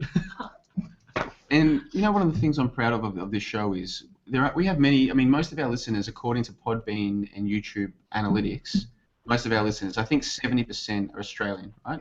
That still means that we've got plenty of international listeners. We're kind of sharing Australia with the world, if that makes sense. You know what I mean? Yeah. And I've got my notes here for episode 6. I gave the background on Tasmania. Here's a pop quiz for you. How many people live in Tasmania? Don't know. Yeah, you weren't paying attention in episode 6. I told you, 500,000 people. John, I don't listen to John LeBon's segments. Are you kidding me? The crew at Fakeology, where I've obviously been spending a lot of time lately, they can't believe that the 2 guys I do the ARP with don't listen to the Ball Air Skeptic show. They can't believe it. And they can't believe that I don't care. They're like, you do your show with them. I'm like, yeah, they're just not interested. What's the big deal? You know what I mean? And this is the problem with a lot of truth is the reality. People who think they're awake they feel like now that they know something, they have to convince others. I don't feel like I have to convince anybody. There are people in my life who know that I have certain views that are very controversial or unorthodox. If they ask me about them, I tell them. Guess what? The vast majority of them don't ask me about them. They don't want to know. So I don't tell them. You see what I'm saying? This is maybe why we've managed to last for a year. Yeah. Because you don't ask, you know what I mean? Our individual progression doesn't affect the collective of the show. You see people that go, oh, so you've discovered that topic. I'm going to have to do the topic now. It's a collective thing of truth, and people can be misguided that way. Whereas we sit here as 3 blokes, and I say, yeah, when I get the time, I'm going to look at your show. I understand. But if you don't, I wouldn't care. Yeah, I understand some of the arguments that you're presenting, but it's up to you. You're a kook, and you're out of your mind. You know what I mean, though. And maybe we can have a bit of discussion about this later on in the show. It's just this idea of, I think a lot of people, they discover things and they feel as though they have to convince others. No, you don't have to convince anybody. In fact, you're going to waste a lot of time if you try. If people are interested, they'll ask you questions. Do you know what I mean? Yeah. If you have to go to your way to tell them or convince them, you're not going to convince them. A man convinced against his will is of the same opinion still. It's that simple. Mm-hmm. We'll talk more about that later on. Now, do you remember the pickup artist who was deported? Yeah, I actually have watched him recently. Yeah? Yeah. Oh, you into the old pickup artistry, are you? No, a bit of a PUA? No. I was thinking, I said, hang on a minute, I never actually looked into that guy, Julian Blank, his name is. I never looked into him to actually see what he was doing. We just said, we just took the approach of freedom of speech, you know what I mean? You're banning someone from the country, etc., etc. It's sort of like Dr. Sherry Tenpenny. Mm-hmm. Doesn't matter what they're saying or what you think of them, they should be allowed to say what they want because the internet's still out there, etc., etc. But I decided to actually go and look into what he was saying, and it's completely the opposite of what the mainstream media is saying. It's a very psychological approach. He's not this woman abuser sort of person. Most of the audience, on most occasions, are women and stuff. I don't want to get into it, but I just thought I'd bring that up. Even looking back, I said, hang on a minute. That happened almost a year ago. I still didn't look in to see if the media was right about this guy, and it turns out that they're not. So there you go. There you go. Hide your girlfriend. I actually did read the book The Game by Neil Strauss. Are you familiar with this one? I've heard of it. It came out in like the mid-2000, 2005 or 6, and it's just a book that basically teaches you strategy and tactics at trying to pick up women, right? And it was like the thing.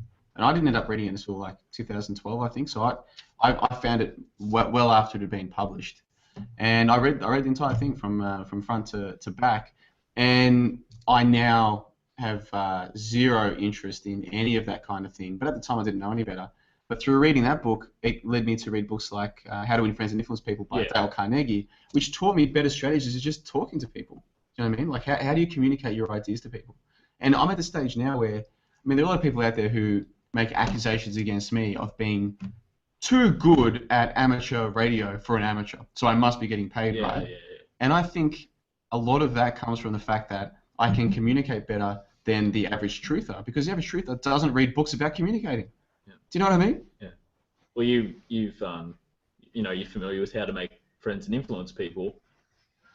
That's, with the Julian Blank case, that's the same sort of thing he's doing. It's just how to communicate yourself to another human being and to understand how people work. But isn't it funny that for someone that does that, they get demonized in the media? Is it because they don't want people to think? Is it because they don't want people to read books like this, to know how to influence people and to say, no, the world's not like this? You know what I mean?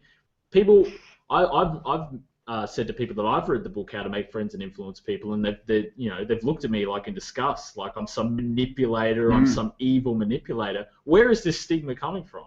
Yeah, and the book isn't even about winning friends or influencing people. It's about communication. The better that you can communicate, the better you'll be at doing those things and many other things. And for me, a lot of what I took from that book was communicating with myself. I mean, that book was written, I think, 100 years ago. So it was almost like the first self-help book. Like if you go into a bookstore now, the self-help section is massive. Everybody wants to read books about how to improve their lives, and many of these books make you feel good when you're reading them. That's why they sell many copies. How many people really improve their lives? I don't know. I would speculate it's not that many people. But this book, How to Win Friends and Influence People, teaches you how to communicate with yourself better. And I think a lot of people, if you're hell-bent, if you think you were put on this earth to convince people that at Sandy Hook no one died, no one got hurt, if you really think it's your job to convince people of that, then why don't you go and read a book about communicating ideas? Yeah. You know what I mean? It's just common sense to me. Yeah. But anyway, now, do you remember? A bit off topic. It's impromptu. Bit off topic. It's important. Hey, Lindsay, do you remember episode 6? We role-played a transcript from a phone conversation. Oh, geez, that was a that nightmare. Yeah. Do you remember that one? Well, I vaguely do. Yeah. It was awful. It was. Yeah, I think it was. I think we got 0 for acting ability or whatever. Yeah, it was the Newland Pyatt call where they're talking about installing Klitschko or something like this. Remember all of that? Yeah. So I'm gonna have to go back and revisit that now, because now I'm thinking to myself, even if it's the case that Russia and Ukraine are completely controlled by the same people, still this call was made public. So is it 2 actors who were told to act so the thing could be released publicly? Is it 2 people who actually do have influence who that's the thing too. We've come so far now. Looking at this stuff, I'm like, I have to go back and revisit all of this now. I have to go back and revisit all of it now with the perspective that I've now got. Yeah. Because this call does exist, okay? Yeah, and so the question is, how did it get out? Yeah. And that just proves to you how much we've evolved since we've done that. We got a comment from Trevor Weir. Mm-hmm. He said, if you send someone down for a slab, I will bank direct deposit and get something for Lindsay as well. So what are we drinking?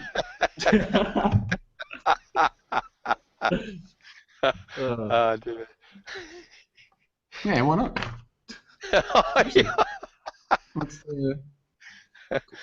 Have a think about it. Come on, Lindsay. Well, John has to get more, regardless. He's already made the decision. I haven't made the decision. Look, I had the Roo Boys got up last night, and I put a cheeky 20 on them, and boy, did I have a good night. My friend who I live with goes for them. Yeah. And so when they were winning, I was like, gee, I'm like, John, man. I want to meet that friend of yours. Yeah. I hung out with a mate of mine last night, and he's like halfway between red pill and blue pill. I know that it's hard to imagine that's real, but he's kind of like, he understands it, but I guess he doesn't want to know, if that makes sense. You know what I mean? So we can just hang out, watch the footy. Like that sort of. We can just hang out, watch the footy, and he even brought up yesterday. He brought up the topic of the migration, the refugee crisis in Syria, right? And he's talking to me about how stupid people are that they believe the media, and I'm like, dude, I'm completely with you. And he's like, yeah, people just. I'm like, man, I'm completely with you. Had I then said to him, by the way, gravity. You know what I mean? We're just hanging out, have a few frothies, and watch the footy. So I had a big night last night, so I don't have to have lots tonight. But I kind of feel like if we've got listeners offering to pay for a slab, it'd be very impolite of us and rude not to take him up on the offer. So have a think about it. He replied and said, "I mean it." So. We'll think about it. All right, now, where were we? So we need to quickly move on because time is getting away from us, and we can't wait to get to episode 11, which was, of course... Actually, I've actually got some notes from the G20 specials. Here we go. Lindsay, you've been quiet for a little while. Do you want to give us your thoughts on anything that's come so far? No. I'm quite happy because, like I said to you, you think I'm joking. It's not... My brain doesn't recall all these things in the detail that you people do. So I'm quite happy to let you roll it out, and then every now and again something will get through. Oh, yeah, I remember that. Yeah. The only other thing I've got to say is that I went up and put the food in the oven. I'm going to have to go up and entertain an elderly woman for a short while, and then I can come back again. Because I presume the way you're going to go for a while yet. Yeah, we'll still be here, mate. So, you go and do what you need to do, man, and we'll see you again soon, eh? Okay, thanks for that. See you.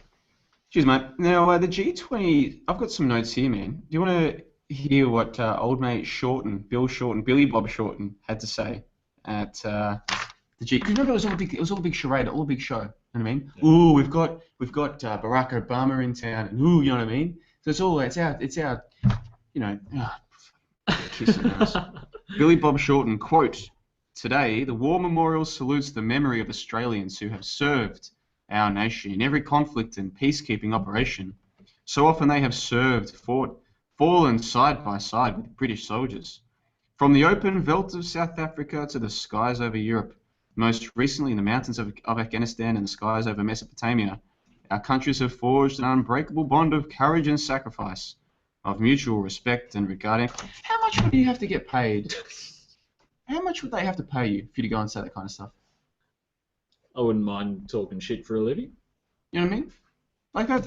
No, it's like, yeah, I don't know what it is. These guys are only on a couple $100,000 a year officially. They're not even doing it for the money. They're doing it for like the prestige of being these big politicians. You know what I mean? And in their families, they're probably like everyone wants to talk to them at Christmas, and you know they can sleep with all the young political writers in Canberra, and that's their life. That's their existence. These people. Yeah, I don't know, like what drives people to do this. You know what I mean? It's an interesting perspective when you look at it. You know, that's one of the things that a lot of people try to say back to me. You know, well, if they're all puppets, how can they all be puppets? You know, why are they doing this if there's people above them? You know, and why wouldn't they just say, no, why are there people above me? I want to be up there, etc., etc. And you know, it's a big topic. You know, why do these puppets continue to do this? You know, is it mind control? Is it blackmail? Is it just an inherent need to do that? Yeah, I don't know. Tony Abbott from the same G20 special episode notes, quote, "So, Madam Speaker, today we remember the 9,000 Australians who died at Gallipoli, and we also remember our British brothers in arms who lost 21,000 in the same campaign. Today, Britain and Australia are working together to disrupt and degrade the ISIL death cult, which has declared war upon the world," end quote. ISIS death cult. The ISIS death cult. How much have we heard this year? Yeah. Man. You know, there's a video where he says it like 112 times. Wouldn't surprise me in the slightest. It's funny as it's just death cult, death cult, death cult, death cult, death cult, all this. This country's mad. The whole world's gone mad, man. G20, my show notes from episode 3, climate change. This is from Sky News. G20 nations have backed strong action on climate change in the wake of the Brisbane Leaders Summit. We support strong and effective action to address climate change, the official communique released on Sunday said. Climate change wasn't on the formal agenda prepared by the Australian presidency, but supportive statements by US President Barack Obama this week ensured its inclusion. Do you remember that? End quote. Do you remember that? How Tony Abbott didn't want climate change to be on the agenda. So Barack Obama had to step in and say, oh, it has to be on the agenda. Yeah. Of course, they're just puppets. You know what I mean? That's what I was saying. 2 minutes of hate. Yeah. Abbott. Yeah. Obama's the big hero. Accentuate his popularity with Australians even more, whilst increase the hate that people have for Tony Abbott. Dude, can you remember when our shows started off with that big? Remember how long the intros used to be? It was ridiculous. Yeah. Holy crap. Do you remember that? Yeah. You remember when we just start the show without that? We just do it off the cuff. Did we? Yeah. Oh, okay. Early episodes, we'd go, welcome to the Australian Roundtable, blah, blah, blah. And that's when we called Lindsay different names. Book Whisperer. That's right. Yeah. What was it? The Wise Owl. Lindsay the Wise. We ended up going with Silver Fox. I'm glad that we did. I think it worked out all right. We did Silver Fox because we didn't come up with one. We didn't come up with a new one, and we did it 2 weeks in a row. And then everyone just started calling him Silver Fox. So we went, oh, okay then. Dude, you think the news was full on? So we had the ISIS nonsense, we had the Ebola nonsense, then we had the G20. Remember, straight after G20 was the Australia-China Free Trade Agreement. Yeah. Supposedly there are 24 million people in this country. Let's just go with that story for now, and let's imagine, for argument's sake, that 15 million of them are adults. I'm just plucking that number, but let's just go with that.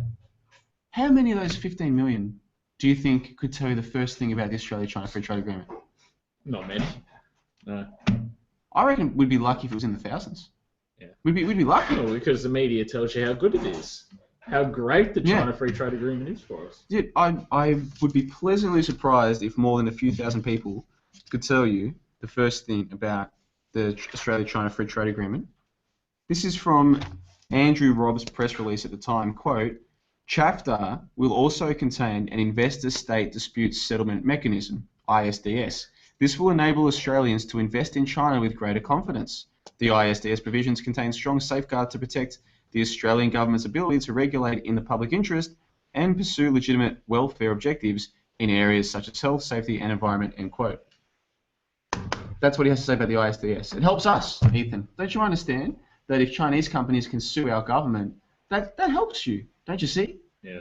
And again, if you go to AusRoundtable.com, you can see all of this information, these links that we spoke about, Like, these are just John's segments that we're reading out, but there was just so much to talk about. And at the time when John was doing all of these, I was still speaking about the anti-terrorism legislation. That's and right. Metadata was being introduced. It really was go time, Yep. But we were having fun doing it, That's when Sunday sessions, after Sydney Siege, Sunday sessions came about. That's and then right, it did too. Yes.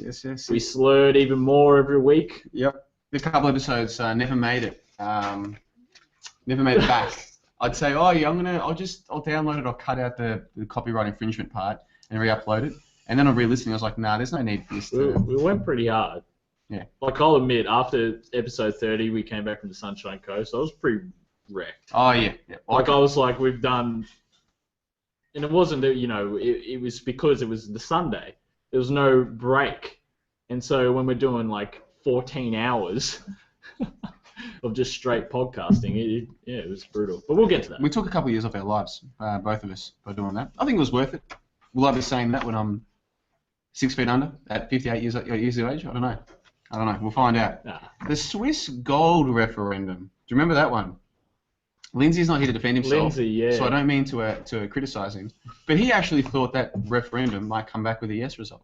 I was like, Lindsay, you do know, you do understand, don't you? That's not coming back. Well, we will see. And sure enough, we saw came back with a no vote. But it was interesting because it got people. This was making news in our country, and hopefully it was at least getting people to think about this idea that maybe your money should be partly backed by gold. Yeah. I agree. I mean, how many Australians today know the first thing about what money is, where it comes from, fiat currency? What's his name? Richard Nixon. We have temporarily suspended convertibility of the dollar. And that was 40 years ago. Temporarily. Do you know what I mean? How many people can tell you anything about any of this stuff? Yeah. None. So hopefully this kind of stuff got people thinking about it, at least. Speaking of Lindsay, before we move on, Depopulation Agenda did a good comment. We were talking about the start of the show with the intro. how long it was. Oh, yeah. Yeah, and then we said we did it off the cuff. He said, yeah, and then Lindsay started talking about Jews, so you had to include individual opinions and not representative of the whole panel to cover our asses. And it's partly It's true. actually kind of partly true, I guess. It's I mean, partly true. so I don't remember what episode we started doing that representative thing, but it's probably around the same time. Yeah. Probably. Because the more we went down the rabbit hole, we said, hang on a minute, if we put this up, then they can only attack the individual, they can't attack the platform. Yeah, well, that was the idea. Yeah. But we'll end up in court anyway. So. Well, see, I used to think that too, but now I'm thinking, I mean, even Brendan O'Connell, I'm wondering about the Brendan O'Connell story. Oh, here we go. Is this one of your truth bombs? Well, the truth bombs can wait. Now, moving on to episode 9, we talked about Larissa Waters talking about you shouldn't be buying boys' toys for boys. That makes you a... Episode 9, like... Yep. Still early on. Like, we're at episode 50 right now. Like, Yeah. we're not even double digits. Yeah, it's crazy. Episode 9 was where you were chatting with Raja B for like 10 hours. That's right. Hold on a second. Yes, you're right. You're quite right. So I chatted with Raja B about Larissa Waters. It was like a 2.5-hour podcast. It was a good one. No, I think that was the first podcast that really exposed the rabbit hole. Not about Zionists and stuff, but you really went in that impromptu chat about, you know, the Vatican or whatever you spoke about in that episode. He's a cool guy, though, Raja B. Yeah, because remember the night before we were at that Christmas party. That's right, yes. This was around Christmas time. Yeah, of course. Yep. It's all coming back. It's all coming back. Yeah, good old Raja B. Yeah, he's a cool dude. I'm going to go back and listen to that one again. It was good. That was the first time that was the first time that you weren't on a show. That was your first time that you missed. One or two, yeah. Yeah, and I'm actually quite proud of the fact that I didn't miss a single one. You know what I mean? Even episode 47, where I was just clearly not in the right headspace, and I should have just had the day off. I was still there. You know what I mean? I was going to mention that. But that I made it through all 50 episodes. You did every episode. Yeah, I'm pretty proud of that fact. Yeah. Through losing your mind and everything else. Yeah, I'm still here. I'm still standing. Now, episode 10. Did I tell you that the pub that I was watching the footy at with my mate, at 10 o'clock, they take the sports room and they turn it into a karaoke room. Did I tell you about that? You did. Oh, boy, was I singing. But my throat, I was having a good sing. Now, on to episode 10. So this was the last episode where, this is like the last episode of our innocence. You know what I mean? That's a good analogy. Yeah. You know, this was back when, there were nonsense Canadian psyops, and there were nonsense psyops in America, every other week. But in Australia, we hadn't really had a big one since Port Arthur. Yeah. And we kind of knew it was eventually going to arrive on our doorsteps, but we didn't know it was going to be so soon. So on episode 10, it's like our final episode before we learned the secret, horrible truth.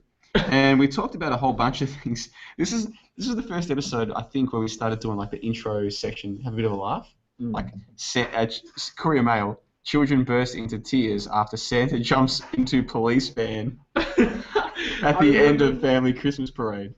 No, I just remember you were like, I saw this article, there's nothing to do with anything, but I'm putting it in the show. Like, just for a bit of fun. Because I think already by this stage, I was starting to realise, if you're going to do a 2-hour show, and we start off at 90 minutes, end up going to 2 hours within a few weeks, we realised there's just too much to put in 90 minutes, went to 2 hours.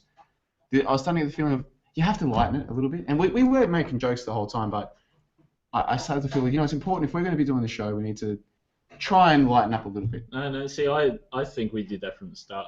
Oh, no doubt. There were jokes right from the start. We just didn't have a segment for it. Yeah. Because remember, we started with Zaid. Yep. We needed some comedy in it. We always needed to have a laugh in the face of everything that was being thrown at us. I think we did that, but I think as time went on, there was just more BS articles. You know what I mean? Yep. And for that episode 10, I agree with it, by the way. I still like the idea of having the intro lulls segment, but you're right. We were throwing jokes in right from the start. I completely agree with you. Now, on to this episode 10 one. This was where I prepared a big G20, climate change is a hoax feature piece. But I didn't end up getting to talk about this for months because I think I ran out of time on episode 10, and then episode 11 was all about the Sydney siege, and next thing, do you remember that? Yeah. So this one was just sitting there for a couple of months. It didn't get till episode 30. Was it 30? No, 29, and then 30 was part 2. Wow. See, that's what I mean. I wrote this, I put this one together back in late December, and I didn't get a chance to do it. So that's how much stuff we had to talk about, you know. Right. So yeah. But anyway, enough. Oh, well, what else was in there? What else was there from that episode? Yeah, no, that's about it. Now on to the fun part. Now on to where the ARP really came of age. We've already talked about this on the air before, but this is our final episode. This could be the biggest and best and the great finale, so there's no harm in talking about it again. Where were you when you found out that there was a crazed Muslim gunman out to kill innocent people in a chocolate cafe in Sydney? I can't remember. I remember I was at home, I think. Because you remember we both, we showed up for the show, and we both looked at each other and both went, "You got info?" "Yeah, we got info." All right, whole show.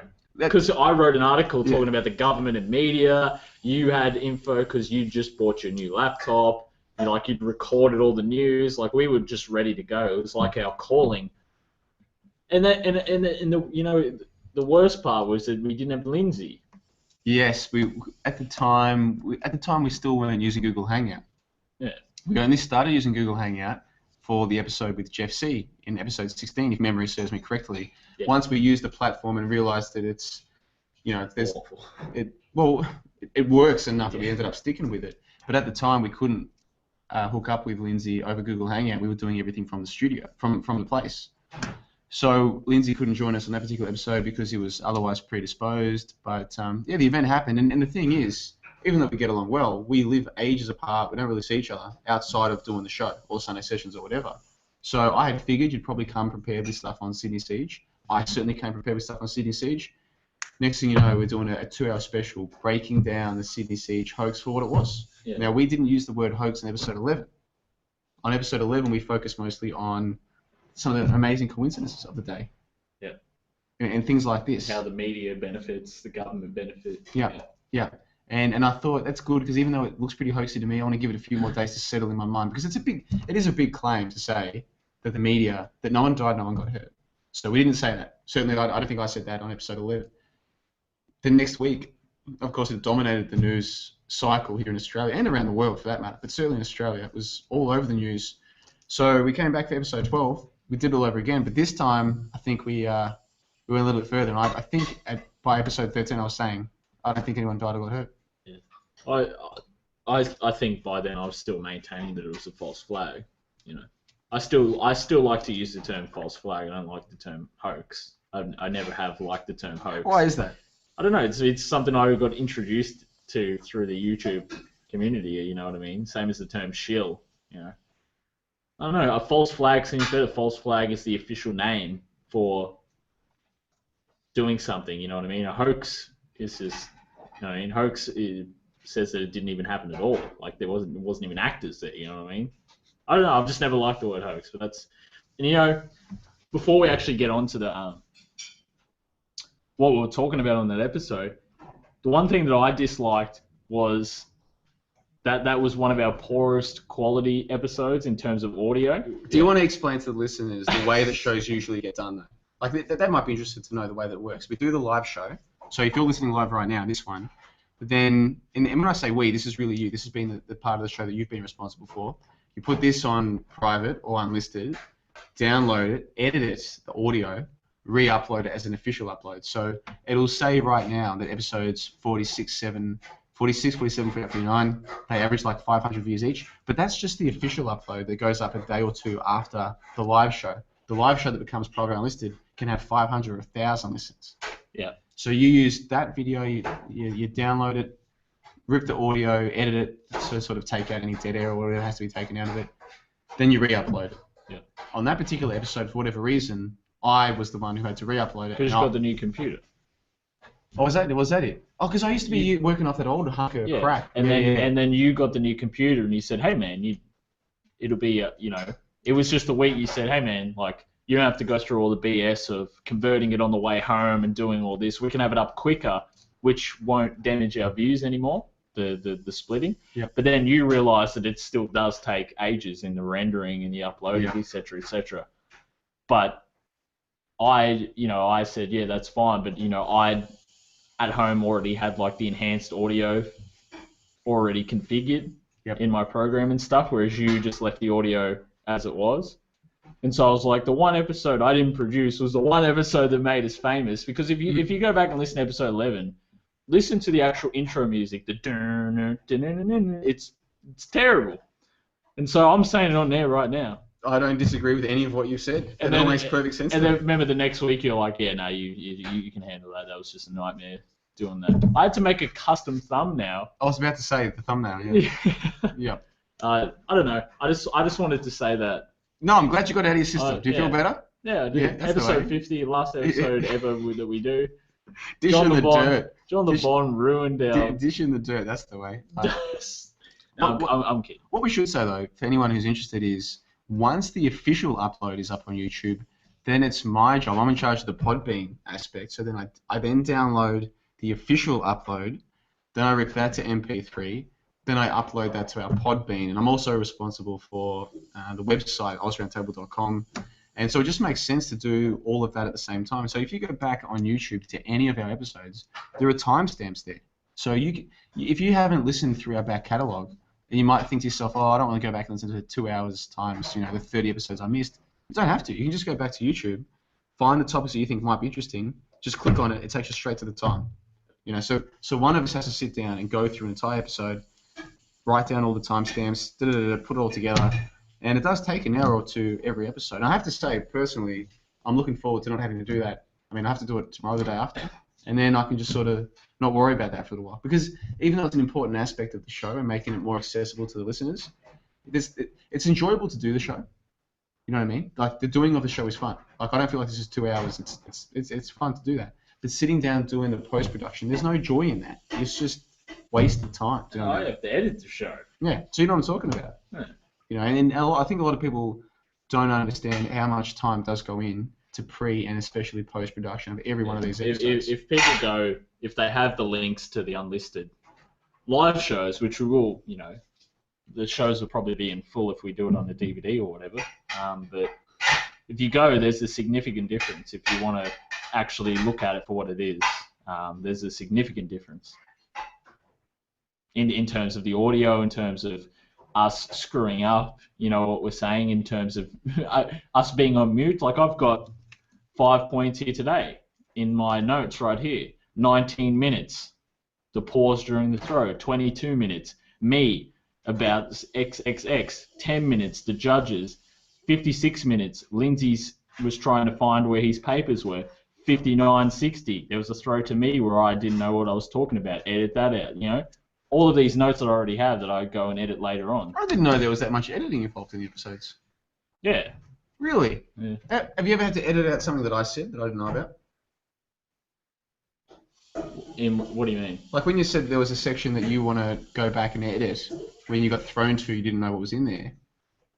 Have you ever had to have I ever said something that's just so stupid that you're just like, fuck it, that's gone? Really? Yeah.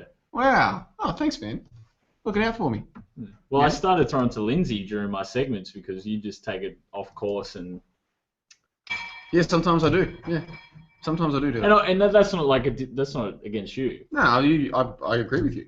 But it was just more like I'd do a specific article and then I'd say, John, and I'd ask a question. And he'd go, yeah, I completely agree. Silver Slave in the chat says blah, blah, blah. And you take it to a general context rather than the article. Yep. And so these sort of things I'd say, I don't know, it's just me. I did put a lot of emphasis, not so much the last few weeks, but I would say for the first 35 or 40 episodes, put a lot of emphasis from the time that we started doing the live shows with the live chat.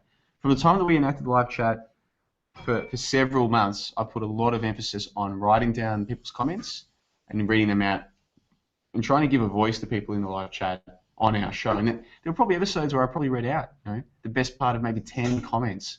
And each one of those would involve, because the chat moves so fast, would involve writing it down on my notes as I was going along. Yeah. And then I might collect 3 or 4, and then it's a throw to me like, well, and in the live chat, then I'd go through the list of the people, making a specific focus of trying to read out people's comments on the show. And I guess one of my regrets is that I haven't done that as much the last few episodes. But there's so much involved in this kind of show. If you're doing, when you get to the point of doing that, it's 2 hours of being hectic. And moral of the story. That's the moral of the story. We're saying there's a lot more that goes into the show than people understand. You know what I mean? There's learning how to watch the chat, you know what I mean? Like I'm talking to John right now, he's not even looking at me, but I know that he's hearing everything that I said. He can respond as soon as I throw to him. He's reading the chat. There's times where I'm reading the chat and I don't look. And some of the guests that we've had on this show were really taken back by that. Like they'd be talking and both of us would be looking at our computer screens and they wouldn't know what to say because they weren't having that interaction with us. Yep. It took us a long time to develop that as well. A long time to be able to understand that you just talk in general, and we're able to multitask. We plan before the show, and all this. If we ever do a DVD, all of this will be on the DVD for you to see. Yeah, absolutely. How I edit, how we do the pre and post production. And for me personally, I mean, we don't know what the future holds, and we'll talk more about that, towards the end of this episode. But for me personally, I think in the future, I would like to do podcasts, not necessarily with this show, but at some point in the future, if I ever decide to do podcasts again, where I can just sit with someone, just chat, and not worry about a live chat, not worry about any of that, just sit and chat with them. Yeah. Because it's a very different experience to doing a live show with the live chat and trying to bring them into the show. It's just such a different experience. I'm not saying that one's necessarily better than the other, but they're such different experiences, and the multitasking, it's intense if you're trying to do all of it at the same time. Especially, like, say, with the Ball Their Skeptic show that I was doing the same thing, trying to get the live comments into the show. But at the same time, I was trying to interview a guest. Now, I had a couple of co-panelists, so the load was spread, sure. But at the same time, to interview someone properly or to ask them questions properly, you need to be paying full attention. And you can't if some of your attention is on the live chat. Then you've got the aspect of moderation. Now, we've been lucky. I haven't had to ban a single person from the live chat today. And for most of our episodes, we haven't been troll attacked. But if you're also moderating out the trolls, and sometimes you do just get a troll attack, it'll just be one guy, some lonely, pathetic individual sitting in his room troll attacking you. One guy can do a lot of chaos in the live chat. So a moderator, it can take 10 minutes to ban all of these fake accounts, right? Yeah. So you add all of these things into it, and there's just so much work that goes into a live show with a live chat if you're trying to bring them into the show. And I guess sometimes the point of this story is sometimes if you were throwing to me, I already had the comments lined up to read out, but I can see how that could have easily veered into tangential to the original topic. Oh, yeah. No, that was just a specific thing, I guess this all started with me about the episode 11 audio, you know what I mean? But at the end of the day, we're just everyday people. How many views is that episode up to, by the way? 11. I think it's got like 1,900 almost. Really? Oh, if you just go to our channel, just click our channel. What about the re-upload that you did of that one segment? That's at 3,000 views almost. Really? That's fantastic. The sniper one, yeah. If you just go to our channel, it's in the most popular. Oh, okay. Oh, we've got a most popular section, have we? Yeah, because it automatically updated. So. Okay. Oh, by the way, Lindsay, are you back with us? Yeah, I just got back. Yeah. Oh, good, mate. How was dinner? Oh, yeah, that was good. I know it took a little bit longer, but at least it's done now, and I'm not going to have. I'm not going to be plagued by somebody. So it's got it off the back. Popular. So I've missed out on a fair bit. Yeah, there you go. Popular upload. That's good. I'm glad you added that widget there. That's good. So yeah, episode 11 up to almost 2,000 views. Now, obviously, not all 2,000 will listen to the whole thing, but even if we could know that a few hundred people listen to us explaining why we don't believe the official story of the Sydney siege is even physically possible, let alone the actual case, the actual truth. That's amazing stuff, really. Yeah. It really is. Anyway, now back to episode 11. I sort of ventured off there, but looking back, it's always good to reflect on it. I don't think any of those several hundred people, Ethan, are sitting there going, "Bugger this audio quality. What have they done? No. They're telling me the truth about the Sydney siege, and that's important, but I just can't get past the 64 kilobits per second." I agree. I just thought it was amusing for me personally because I'd put so much effort into every other episode, and then that was the one that made us, take off in terms of people discovering us. And I was like, "God damn it!" You know what I mean? I put so much effort into it. You are a bit of an audiophile, though, aren't you? Really, like you're more concerned with this kind of thing than maybe the average person. Yeah. Which you need on a show. Someone has to be concerned about that, but for me, it was never a big deal. I'll tell you what was a big deal, and isn't that a beautiful segue? Mm-hmm. Eh? That's one of the things I'm proud of. Is the content. The audio may have been, but the content wasn't diminished. Speaking of content, see, you've improved the old segue, haven't you? Eh? So we focused on episodes 11 and 12. We're entirely devoted to the Sydney siege. Episode 11 on all of the coincidences and media agendas involved. Episode 12, more time was spent on breaking it down for what I believe was the hoax that it was. Episode 13, we put the final nails in the coffin. We also spoke about the Golden Sheeples. Do you remember the Golden Sheeples, Ethan? Vaguely. The YouTube truth community, back then, everything was looking fantastic. Everything was looking bright. The sky was the limit. We thought we were getting big. Thousands of people watching We'll Do It Live. Very funny, very humorous, some very creative people getting on board. Hey, look, there are smart people who know that Boston bombing was a hoax. There are funny, creative people who know that Sandy Hook, no one died, no one got hurt. Isn't this terrific? We're going somewhere. Of course, that all changed a few months later, but back in December, none of us knew what was coming. So everything was terrific. And we gave a plug on episode 13 for the Golden Sheeples that I wasn't even planning to be on the show. I ended up getting drunk as on New Year's Eve here in this place, woke up the next day. Our New Year's Day is their New Year's Eve because we're ahead in time. So I was just planning to sit back, a little bit hungover, polish off the beers that were left in the fridge, and sit back and listen to the Golden Sheeples. It didn't work out that way because they invited me onto the show, and I had a great time. It was terrific. Everything, you have to understand, man, the YouTube truth community, it actually kind of was a special thing for a while there, for a lot of us. That's good. You know, we really believed in it. A lot of us really believed in it, man. And there are a lot of people, like I've gotten over it now, you know what I mean, for the most part. But there are a lot of people who, they never really recovered. Like I don't think they ever really got over the trauma of believing in this community and then having it all torn apart, you know, ripped from their hands by a disaster that I think many of them to this day still don't even understand. They still don't really understand what the hell was going on there. I think there's a lot of people who are pretty smart, but they still haven't actually worked out what the hell that TransAsia thing was. Yeah. But at the time, we didn't know that was coming, and the Golden Sheeples was, and it was amazing, and we gave it a plug on episode 13. Now, I don't think we can go through all 50. What's going on here? Ethan keeps pointing at the live. We've got the live chat. I've put it up on this Zico box. Ethan keeps pointing at the live chat while I'm talking. I just thought some of the comments were amusing. Yeah? Want to read some out for us? No, I'm right. Go on. You haven't read enough comments out this year, actually. You kind of left me to do all of that. Haven't you? Go on. Here's your chance. No, I'm good. Yeah? Continue. You know, sometimes you do feel a little bit guilty because, like, I find myself reading out the same people's comments over and over, and I'm kind of like, I want to include everyone, but sometimes it's just the same people who keep making the good comments. Do you know what I mean? Does that make sense to you? Yeah. You're kind of like, oh, I want to get it. You know, I've never read that person's comments out, but it's the same people who just keep making the good comments, or the shit ones, as the case may be. Do you know what I mean? Yeah. Yeah. So, Lindsay, have you got anything to add to any of this? No, I'm not quite sure what I think you were dealing with the Sydney siege. So no, because I've missed it all, I'll just wait and see what comes up now, and I can always add a comment to something I know what I'm talking about. Well, yeah, for Lindsay, for us, I don't want to speak for Ethan, but I think he agrees with me on this. The Sydney siege was the thing that got us attention that we thought the G20 was going to get us. Yeah. I mean, obviously, when you're doing a show like this, even if there's 10 good listeners out there, it's worth doing the show. But it goes without saying, if you're trying to get ideas out there, the more the better, right? You want to get your message or your ideas, your information out, or your questions out to as many people as possible. I think the Sydney siege was that for us. Suddenly we had a big boost in audience. People who'd never heard of us through the Sydney siege breakdown that we gave in episodes 11, 12, and 13.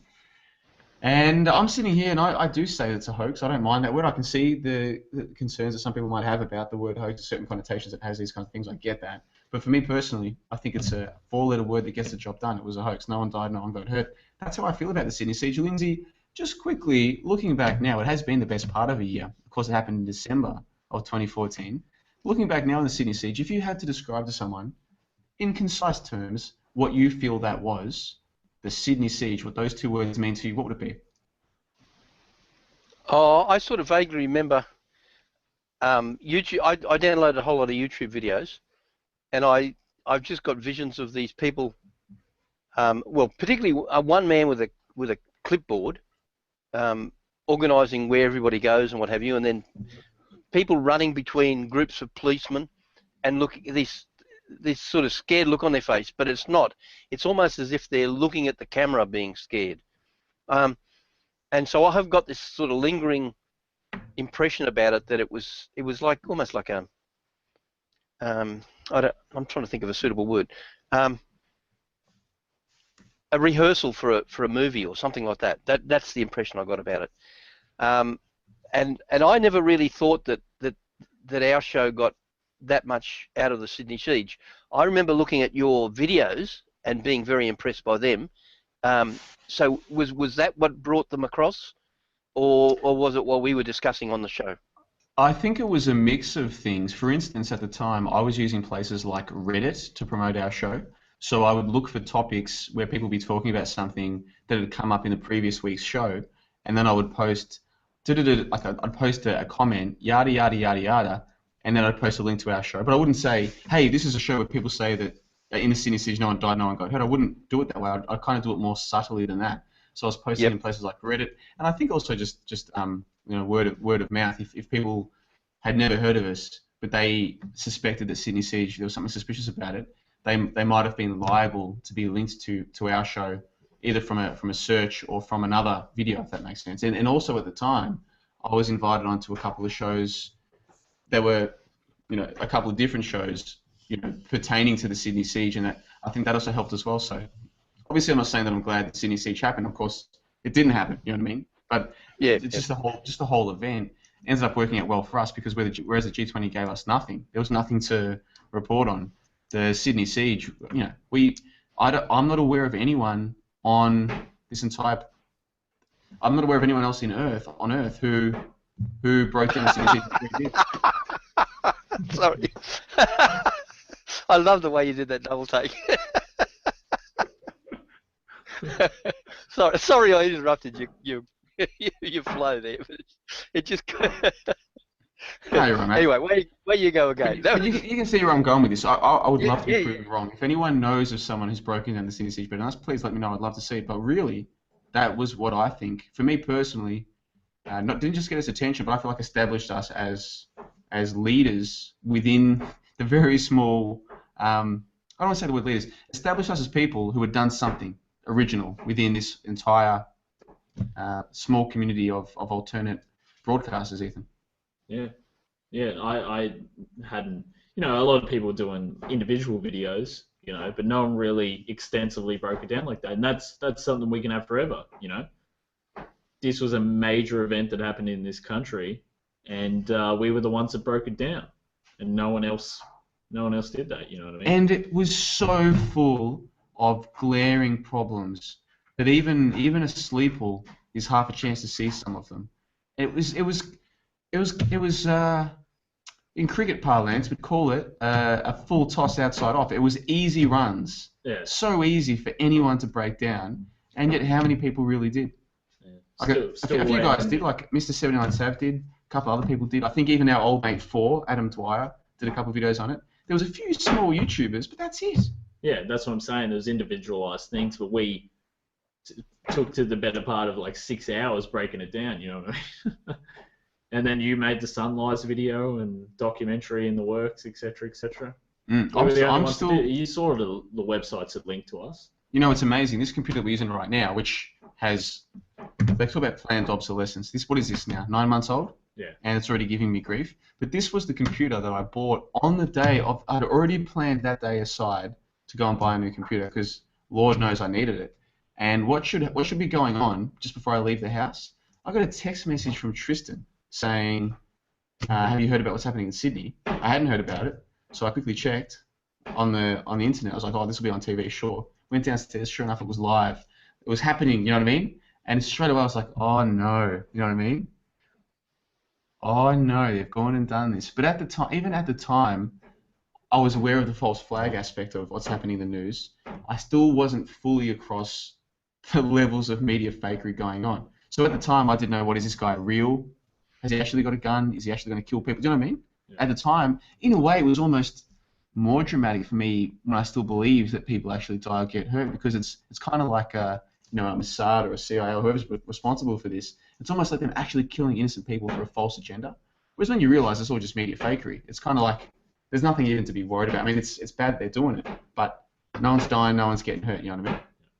And that was the Sydney siege for me. Do you have any final thoughts on the Sydney siege or anything like this? Just encourage everyone to check out the episode 11, 12, 13. Go to TOTC News YouTube channel. We got the why didn't the sniper take the shot video.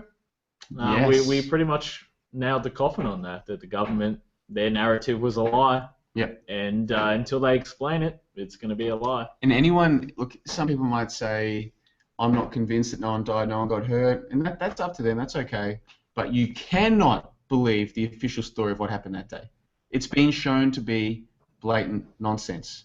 The media, the government, the official story that those two groups peddled, complete nonsense. There's no doubt about that. We can talk about, do people really die or get hurt? Fine.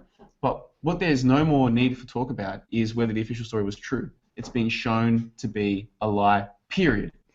Yeah.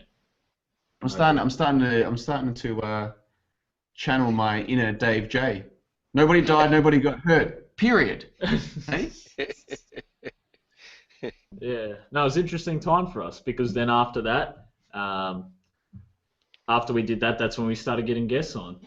We had Timo on. We did too. We had Zac A twice, then Jeff C, Peekay, eventually Tristan. After episode 11, it was our peak. Does anyone notice that Ethan is doing a much better job of keeping us on track than I am tonight? You're right.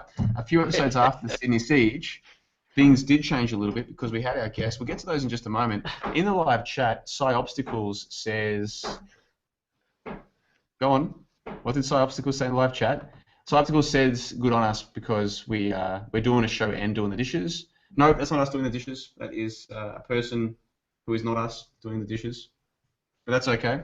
And in the live chat, D. Lees38 says he discovered our show not through the Sydney Siege, but through the Flat Earth. Oh, yeah. So, D. Lees, nice to have you on board. Of course, for those of you who aren't aware, which I'm sure is almost zero people, I did for a few months host an entirely different show to this one called the Baller Skeptic Roundtable. But this show that we do, this show Roundtable, has never talked about that kind of topic. I've never even talked about, I don't believe I've ever talked about NASA fakery on this show. Or science fakery, do you know what I mean? Like No, you just said they're not part of the format of the show. You know, we've kept them separate. Anyway, moving on to now episodes 14 and 15 roll along, but then we have possibly our biggest and our best ever episode on not just the return of Lindsay the Silver Fox, but also our guest. Lindsay, remember who our guest was on your return? No, I can't. Sorry. No, I'm still here. Can you hear me? You don't remember a very well-spoken and very charismatic and charming Canadian, perchance? No, my brain's completely blank. Jeff C. Sorry. Oh, okay, yeah. Okay, I understand now. Yeah. And see, my difficulty was I'd never heard Jeff C. I had no idea of what had gone before. So I just treated him like he was just another bloke who'd come onto the show, and I thought he was quite pleasant, and he was quite interesting man. I quite liked him, but I had none of the idea of oh no, this is the leader of the truth movement or anything like that. I hadn't sort of come to terms with that. So that's how I. Yeah, that's been one of the many brilliant things that you've brought to the show, Lindsay, because you don't follow the YouTube truth community at all. You're seeing things with fresher, more objective eyes, I think, on these kinds of issues. So yeah, when you spoke to Jeff C, you weren't aware of just how important he was to hundreds, possibly thousands of people out there who did at the time see him as the leader of the YouTube truth community, which again at the time people still believed was only going to get bigger and stronger and make a genuine difference. So at the time of having him on the show, he still was to many people all of those things. Of course, he no longer is, but at the time that was probably at his peak. You know what I mean? That was really at his peak just a few weeks before the TransAsia disaster. And I think, Ethan, it was a terrific show. As I said, regardless of what people want to think of Jeff C, et cetera, I still think we did a good job. I don't think I was particularly that good on that episode. I think you, Lindsay, and Jeff really did a great job. You and Lindsay in particular, and it was the first time we really went down that rabbit hole. Did you just hear what we just said? That was his peak. So does that mean that we destroyed him? That's very sad. Well, I wouldn't quite go that far, Lindsay. I'd say. No. I'm not trying to be a smartass. No, just when you said that was his peak, and I thought, bloody hell, he's gone down the hill after he came on our show. I hope we didn't do that to him. No, we didn't do that to him. I think he did that to himself in attacking us, and it's funny looking back. That's right. It almost. Do you remember that? The whole saga of that, yeah, Rorschach. Oh. Because they weren't just accusing me of nefarious purposes and motivations. They were accusing all of us, and I think that was where they made a big blunder. Was because even if you can convince people that I'm a shill or a Jesuit or whatever stupid thing you're trying to accuse me of, they're also trying to accuse Lindsay the Silver Fox. Really? Yeah. Ethan Nash. Well, all three. Do you see what I'm saying here? And I don't think that the ploy worked the way it was meant to work. We didn't get drawn into it. You guys were cool. You let me handle everything. I handled everything very diplomatically. I said, hey, we've got nothing against Jeff C. We had him on the show. We thought he was a great guest. We played the straight bat the whole time. And this big attack upon us, I think, ended up being a huge own goal. And we got through that one relatively unscathed. Of course, Jeff C. went on to tell all of his listeners to unsubscribe from us. Do you know how many people unsubscribed from us at the time? A couple dozen. Yeah. A guy with, at the time, I think he had 30,000 subs. So he's now to like 50,000, but at the time he had like 30,000. He tells all of them that we're these evil people. And for those of you who don't follow the YouTube Truth community, I envy you in a way. If you don't know what happened, he came out and said that a certain event was real. I said I had some questions about the event on my show. The co-host of his show uploaded a video, and he also had many thousands of subscribers, of the section of the show where I was asking those questions. And next thing you know, I was kind of thrown under the bus of, no, the YouTube Truth community must all say that this was a real event, otherwise we all look crazy. And anyone of any prominence who says that it might not be real, they're a disinformation agent sent to make us all look crazy. You see what I'm saying? Yeah. And that was a Transasia event. It was a huge event. And many of our listeners, for better or worse, did come to us through the YouTube Truth community. So this is something that many of them, this is almost like a trip down memory lane for them as well. Yeah. And I just remember that. That was a crazy time. Crazy time, John. Yeah, I don't have much more to expand on it. Yeah. Just one day we're going to upload all of the after shows, and we have actually talked about this on a few after shows. And of course, there was the special 8-hour Sunday sessions with John LeBon, where Jeff joined us on the show to talk about all of this and more. And by the end, his new best friend was arguing with him on our show about the flat Earth. That really has been a crazy 12 months. I'll have to go back and listen to that because I don't remember. I must have knocked off early that night. I remember, Lindsay left. Yeah, that was crazy. I remember I was chatting with you on Skype, and you were just on the lounge chair. You're just like, right, I don't even know what's going on right now. Yeah, amazing. I'd had such a big day. If I knew that all these people were going to come on the show, I wouldn't have been drinking that day. Do you know what I mean? But I was just doing my regular Sunday sessions thing.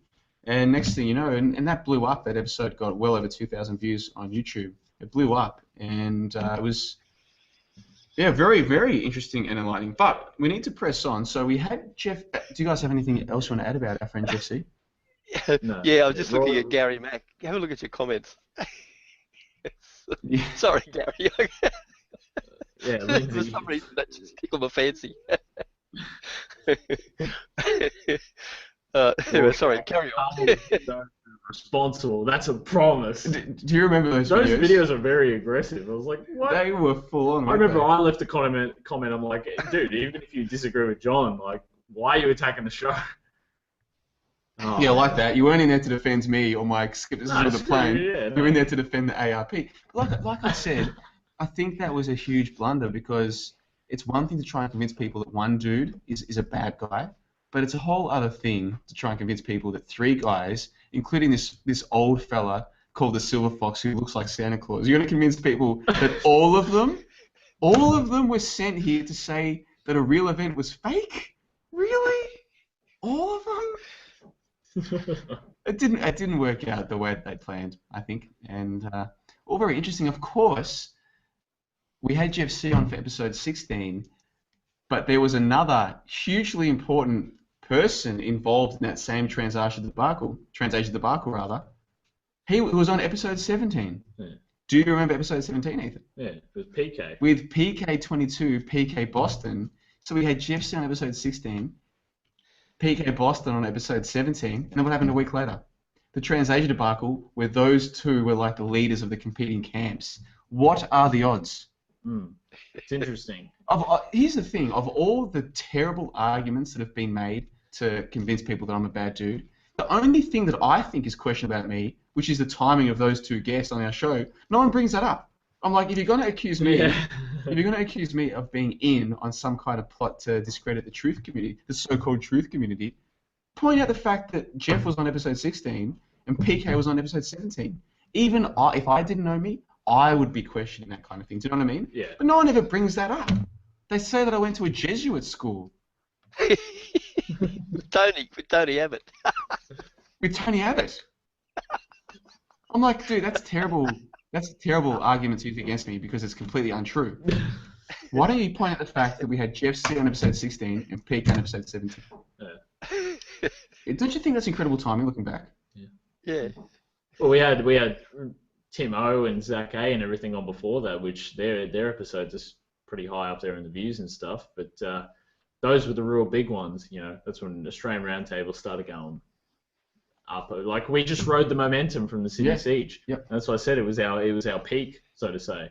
And then we got to episode 30, Sunshine Coast, and then we just went downhill for 20 episodes. Well, Ethan is very upset that I don't produce much feature piece material lately, pardon me. Remember, I did a feature piece that we didn't get to for 3 months, man.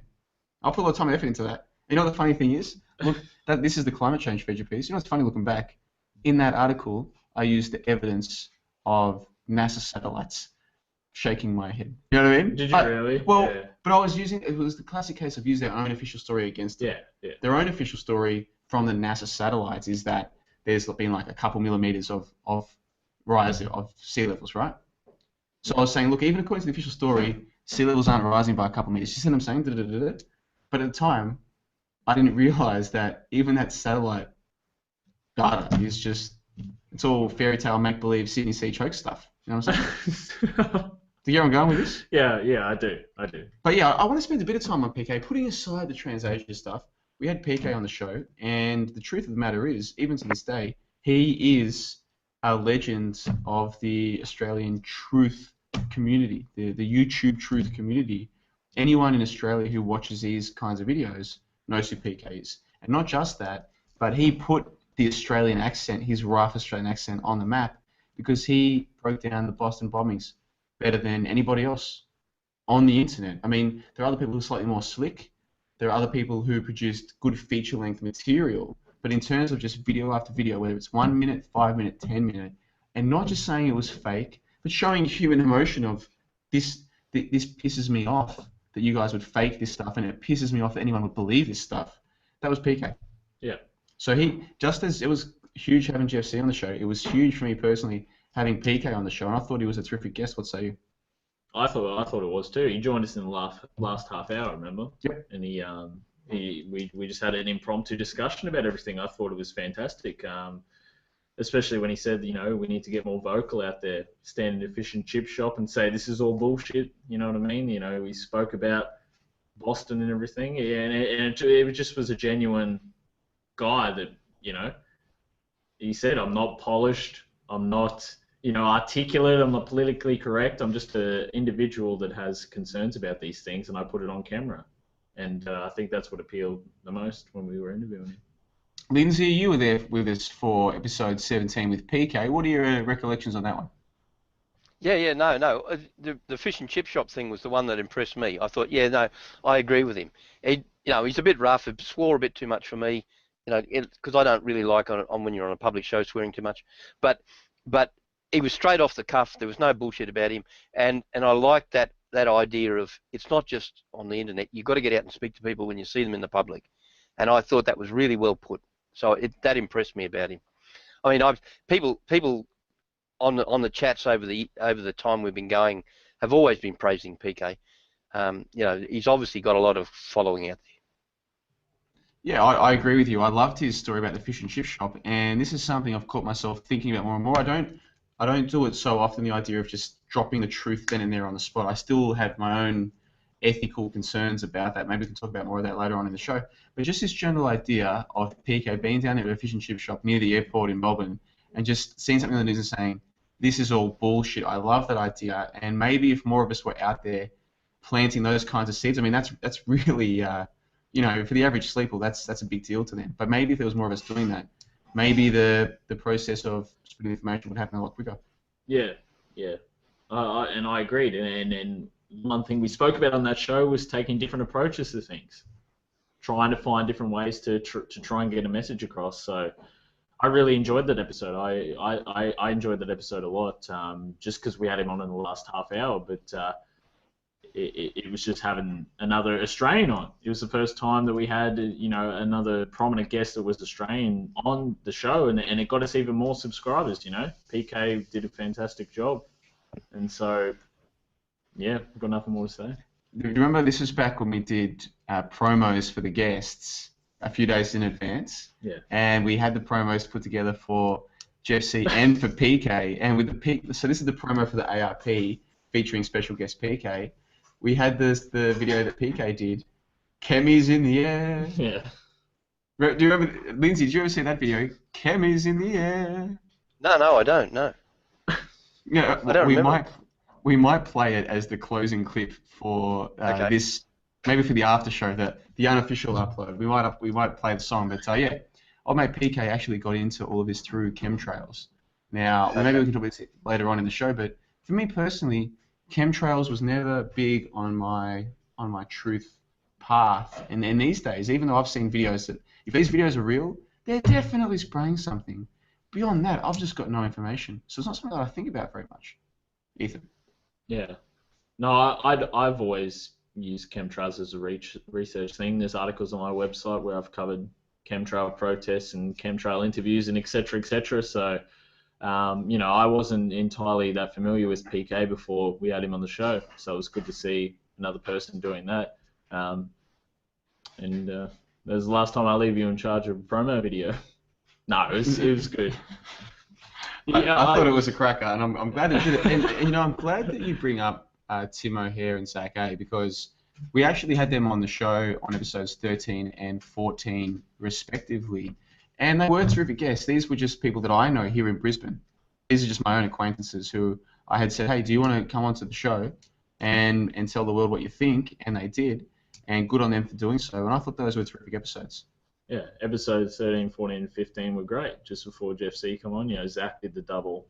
He did. Coming on. Yeah, Zac was a tremendous guest. You know, Tim was more of a blue pill sort of perspective, but he still offered something that was good. He still offered political commentary and whatnot. So that's what after episode 11, we really tried to get different perspectives on the show, and I think that it worked. And then the return of Lindsay, the show just went up and up from there. So I would like to, if we did come back for a second season, try to adopt that model once more. You know, week after week, trying to get guests on, because a different perspective is always important, John.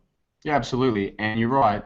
Tim O'Hare is very much a blue pill kind of guy, but because he follows politics as closely as he does, and because he at least spent some time analysing the lies of the politicians, there was something to work with him.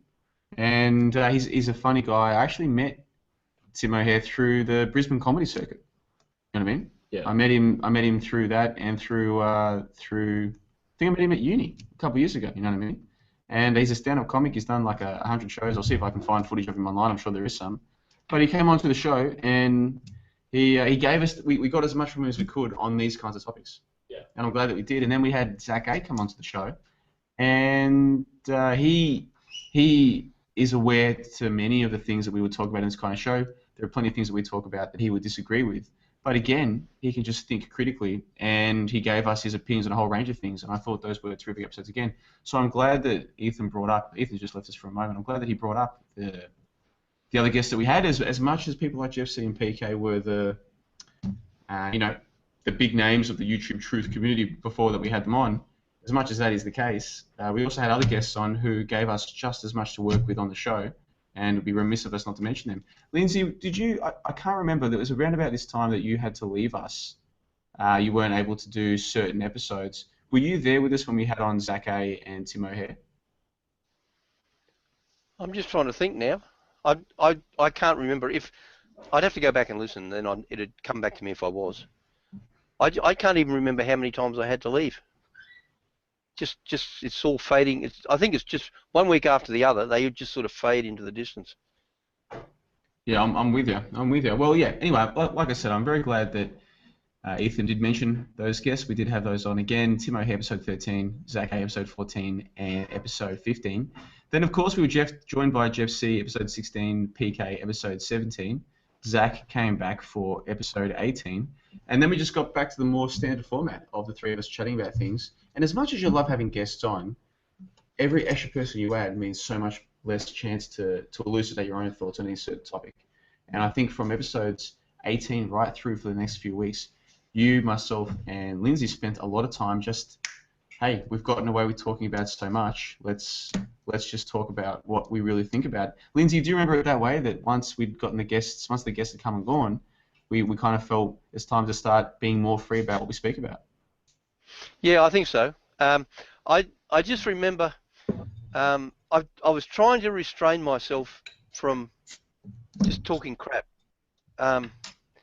In that I like to have something that you're actually quoting an article, or you've got something which you can back up and put in a reference, so that what you're saying is not just mindless dumping on something. That's how I feel about it. And I think that was one of the things. Even though we loosened up, we still were anchored to articles or comments by other people or something like that. And maybe that's what saved us from being dumped on by YouTube or whatever, in that we've never ever just gone off on a major rant without some sort of evidence or some sort of reason for doing it. Is that a fair comment, do you think, or am I kidding myself? Yeah, I agree with a lot of what you're saying there, Lindsay. And the way that I guess I remember it is when we had, say, Jeff C on episode 16, we talked about a lot of things to do with Jewish control of the media. Of course, with Jeff on the show, we discussed, in fact, we kind of made the theme of the show censorship. And because he had recently been scroogled, to use that term, because a lot of his channels had been attacked by YouTube and taken down, these kinds of things, it fit in well with having on the show. In fact, to the point where I'd said to him, because we'd organised everyone on as a guest one week, but he apparently had misunderstood what time zones we're in or something like this, so we'd missed out.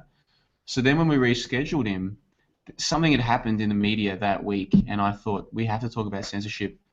And I said to Jeff, listen, man, there's some topics we haven't talked about on our show yet to do with Jewish control of the media and the way that the Holocaust is used to stop people from free speech. And these, I mean, to me, these topics aren't controversial at all, especially now. But at the time, yes, very much so, especially for someone like Jeff C, who usually doesn't talk about these things quite like this. So I said, man, we have to do the show this episode. We have to talk about this stuff. We can reschedule you, or you can still join us as planned. It's up to you. And he said, no, I'm happy to join. Those are topics that I'm comfortable in talking about. And again, I'm paraphrasing a conversation that took place many, many months ago. I'm just giving my best recollection of it now. Yeah. The way that I recall it all. But he said no, he's happy to come on.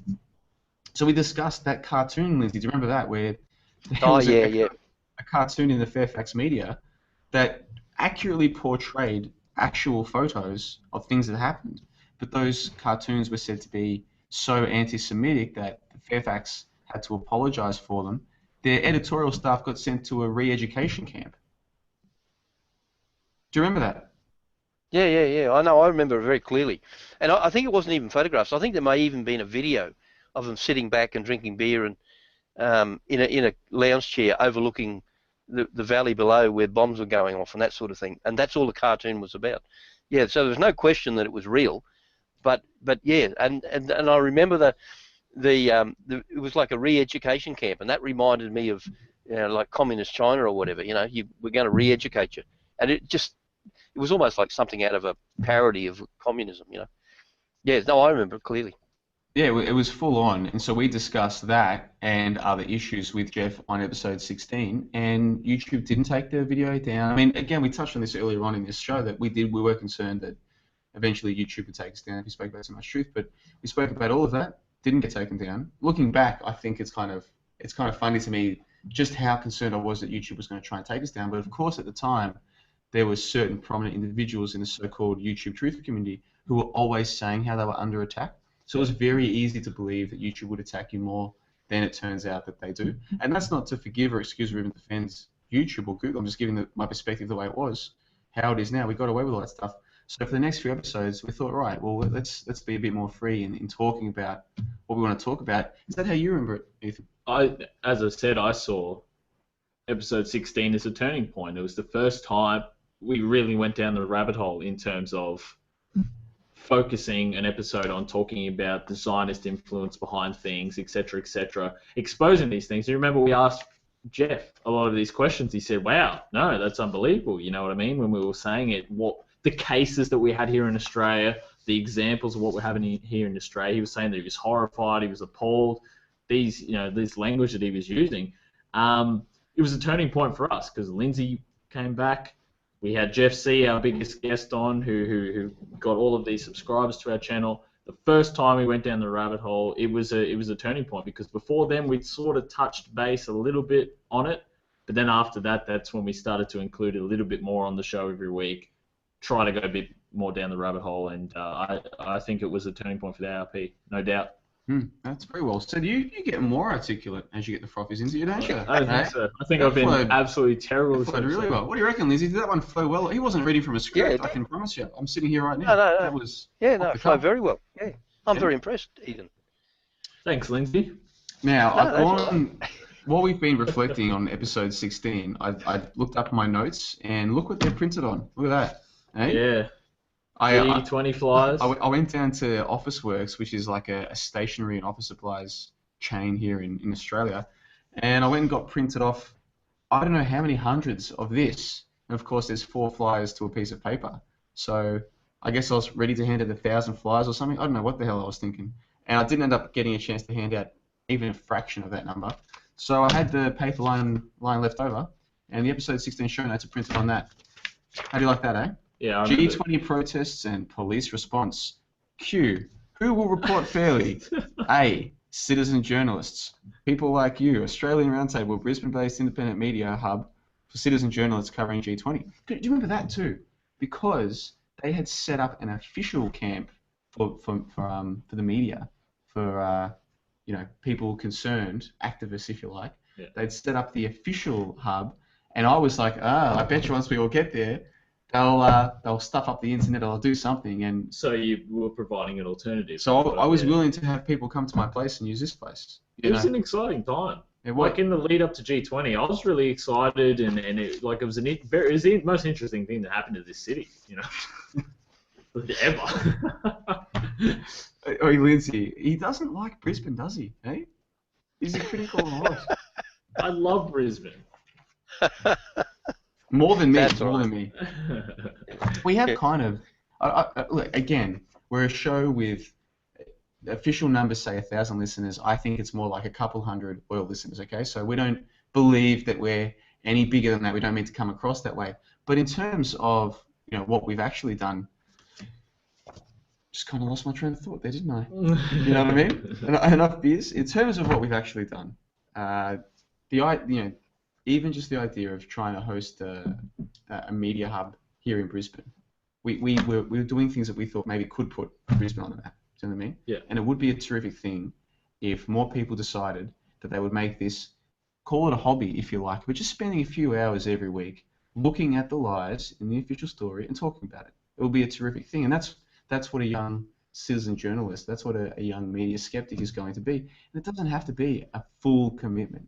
It can just be a few hours a week, whereas other people are watching this serial drama on television, or they're playing this video game, or they're getting drunk 4 nights a week, whatever. It only has to be a few hours, just spending a few hours looking at how the media is lying to us and telling the word about it. And even if you've only got a few hundred loyal listeners, it can do wondrous things for your life. It certainly has for me. I feel so much better for it. We can walk away, have a few weeks off now. While we're gone, the episodes are still up there on Podbean. Yeah. In fact, we just passed 5,000 listens today on our Podbean uploads. So we upload all of these to MP3. We only started uploading to Podbean, halfway through the season? Yeah, more than that, yeah. Probably more than halfway through the season. And now we're at an average of 100 downloads per episode already. And we can take a few weeks off. The episodes are still there. People can find us in their own ways. They can go back and they can find out, hey, there are Australians who can see the media's lying, aren't scared to talk about that, and they do a show about it. Yeah. And I hope one thing that might come from people like us doing a show like this is it encourages more people to do it. And do you remember for those first few episodes how much time we spent telling people, you can do this, we'll help you? Yeah. We really pushed it at the start. Yeah. Guys, try and do this. Yeah, no, I remember that, encouraging everyone to do it, and then you know, we've said on the show before, we didn't want to be the Australians that had to take the helm, you know, but we had to do that, you know what I mean? We'd love for other sort of people to do similar broadcasts to us, and as I said, there's a lot of other people that do this, you know, but it's in their own individual sort of thing, you know, but just being here every week for the last year and having people still wanting to tune in every week was a success in itself, I believe. Absolutely. Because, you know, after episode 16, 17, 18, things really intensified. The legislation was passed. Everything was happening towards these things. That's when we got Tristan on the show. Episode 20, 21, Tristan started coming on the show. That's right. And then that led up to episode 30, and that's when the vaccines started taking off. Between episode 20, we started doing vaccines because they said, hang on, we're going to force mandatory vaccinations now. Then episode 30, we're at the Sunshine Coast. Yes, certainly true. So much has happened. And it really has. And again, if you're joining us late, this is, of course, the season 1 finale, episode 50, 1 year of doing their shows. Of course, there was one weekend where we covered G20. So this is the 51st week of doing the show, and we're having a bit of a reminisce. We're taking a trip down memory lane, and I've really enjoyed it so far. I hope that you guys have as well. Lindsay, you've been quiet for a little while. Any thoughts you want to add to all of this? Yeah, well, apparently there's a depopulation agenda made a comment about Brisbane. So he must agree with Ethan. But... So, I won't go on with it. It was when you got to then we went up to the North Coast, and I meant, bloody hell, that doesn't. Yeah, remember we did the whole Port Arthur trip. That's right. Yeah. But it just that going up the North Coast, I thought that's only like 6 weeks ago, but it's not, is it? No, that was 20 weeks ago, Lindsay. Yeah. The time, no, it sounds exaggerated, but time's just fleeting by. Far out. It really is long when you actually. Episode 30 was when we were on the Sunshine Coast. The week before that, we went and did the Port Arthur film. Was it the week before? Was it? The week before. Oh, okay. We did Port Arthur, and that was episode 30. We're at episode 50 now. It's 20 weeks. You know, that's how fast has this time gone? It's unbelievable. It's messed up, isn't it?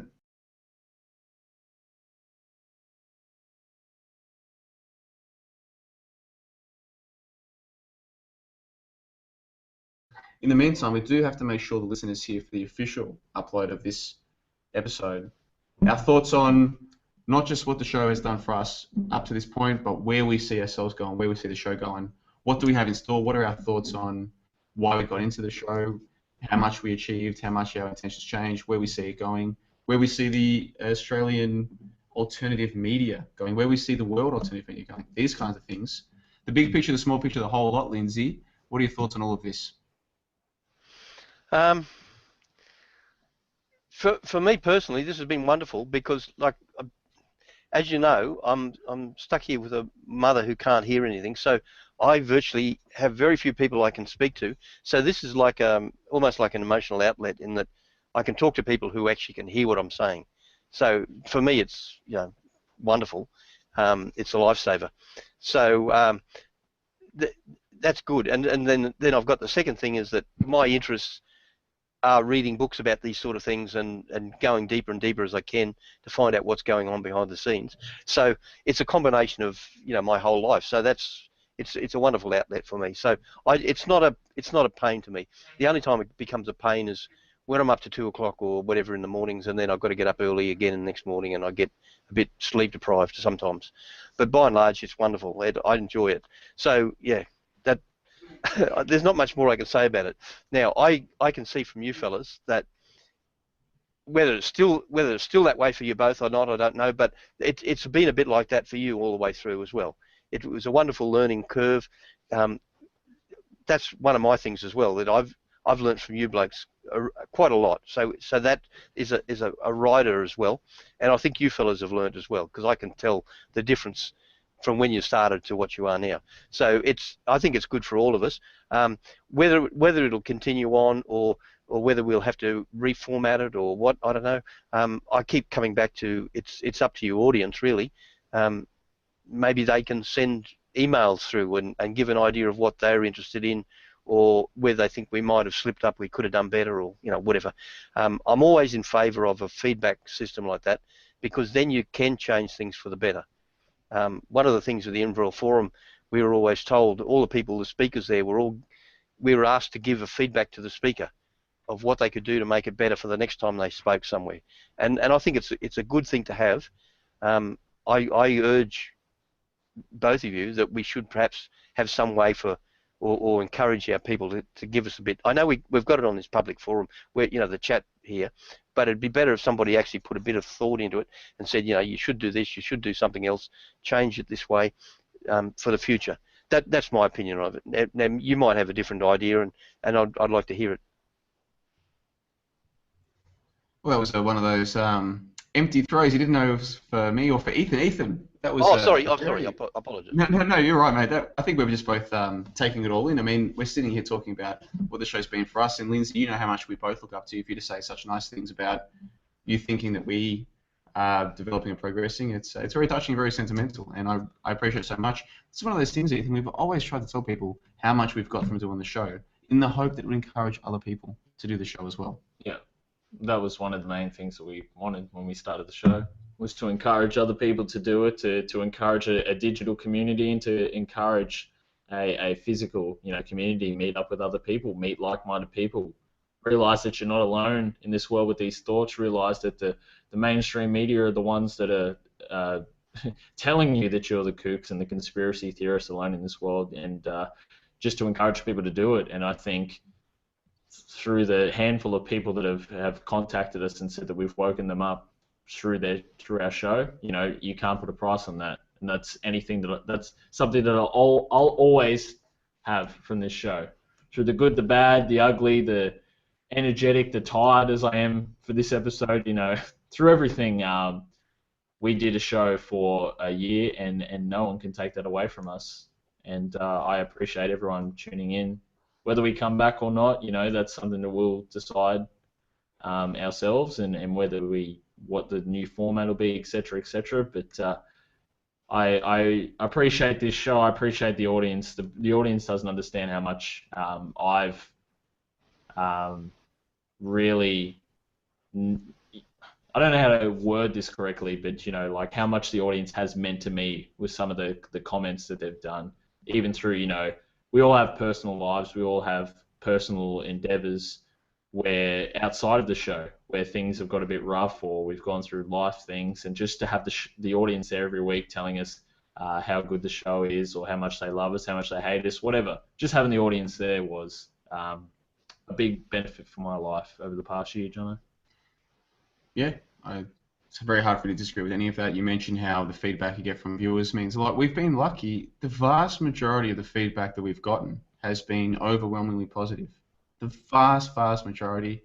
I would have expected that if we were to do a show, 12 months ago, if you said that we'd do a show that would talk about all the things that we talk about, that there'd be a fake event in Sydney that we would break down the way that we broke it down, that we'd talk about all of these things, that I would then branch off into talking about other things as well. And yet, despite all of that, no emails from people saying they dislike me or hate me, no emails threatening me, a few thumbs down on a few videos, and the occasional troll comment. But in terms of people, genuine people taking the time to get in touch, it's all been overwhelmingly positive. I never would have expected or predicted that, but that's how it's turned out. And it's hard to articulate to people how much that means to you, that they would take the time out of their day to write an email to you. They don't even know if you're ever going to read it, but they'll take the time to write it, to thank you for the effort that you've put into something. It means more than I can describe. Yeah, absolutely. I agree. And Lindsay, some of the feedback that we get about you is overwhelmingly positive as well. I'm not sure, we all do share the Australian Roundtable Gmail account. I'm not sure if we all log in all that often, but we got an email during the week. I'm not sure if he wants us to read out his name, Ethan, but... he's got a Citizen Scorn is his YouTube channel name. So. He didn't just say nice things about the show, he said nice things about each one of us. Yeah. He without even meeting people, there are now people out there who know far more about me than many people in my direct life, whether that's people who I work with, like at my actual job, or family or friends. Many of them don't really know that much about me, is the truth of the matter, because I've always been smart enough to not talk about certain topics, or certainly not talk about them as much as I think they're warranted to be talked about. Yeah. Just put that on the side and try my best to get on. Now, I'm sure there's been plenty of times when I've been around and I've gotten drunk and I've just started laying too much truth on or whatever, you know. I'm sure that would have annoyed him at times, but for the most part, I don't actually talk about most of this stuff with friends and family, and even less now than I did 12 months ago. Even though I've discovered all this stuff, I actually talk about it less and less and less. I've gotten better at not bothering because the deprogramming is so strong. That in people who are already in my life, whether it's family or friends, people who I like as individuals, I don't want to put them through having to hear most of this stuff, whether I'm right or wrong.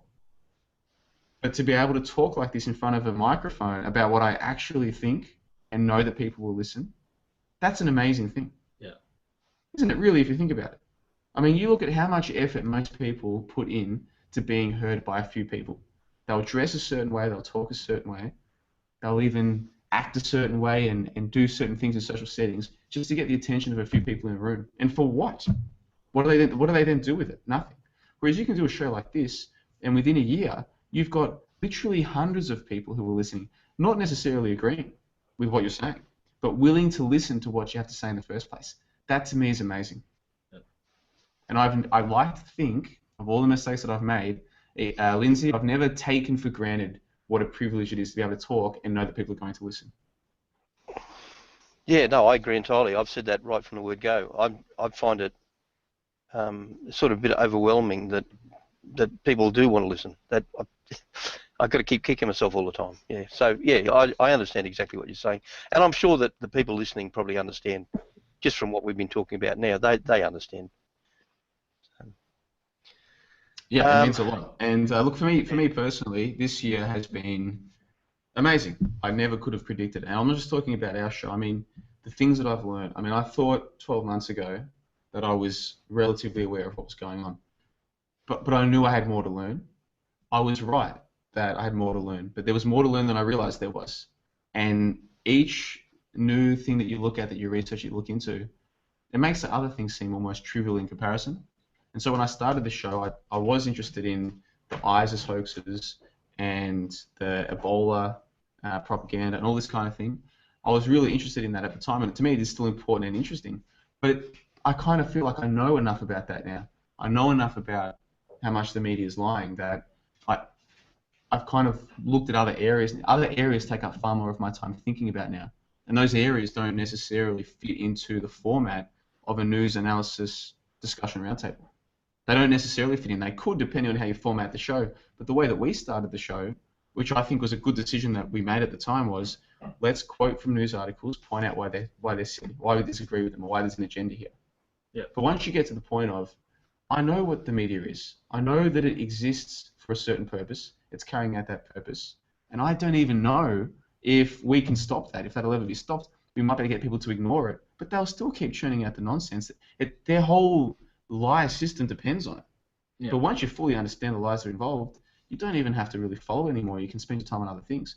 And that's kind of how I feel with this show over the last few months. I haven't been able to give this show as much attention as I would like because the topics that we talk about in this show are very different to the ones that I'm currently investigating. And that can come full circle. It can change over time, etc. But you get where I'm going with all that, don't you? Yep. Yeah. Lindsay, does that all make perfect sense? Yeah. No, I agree with you. Yeah. No.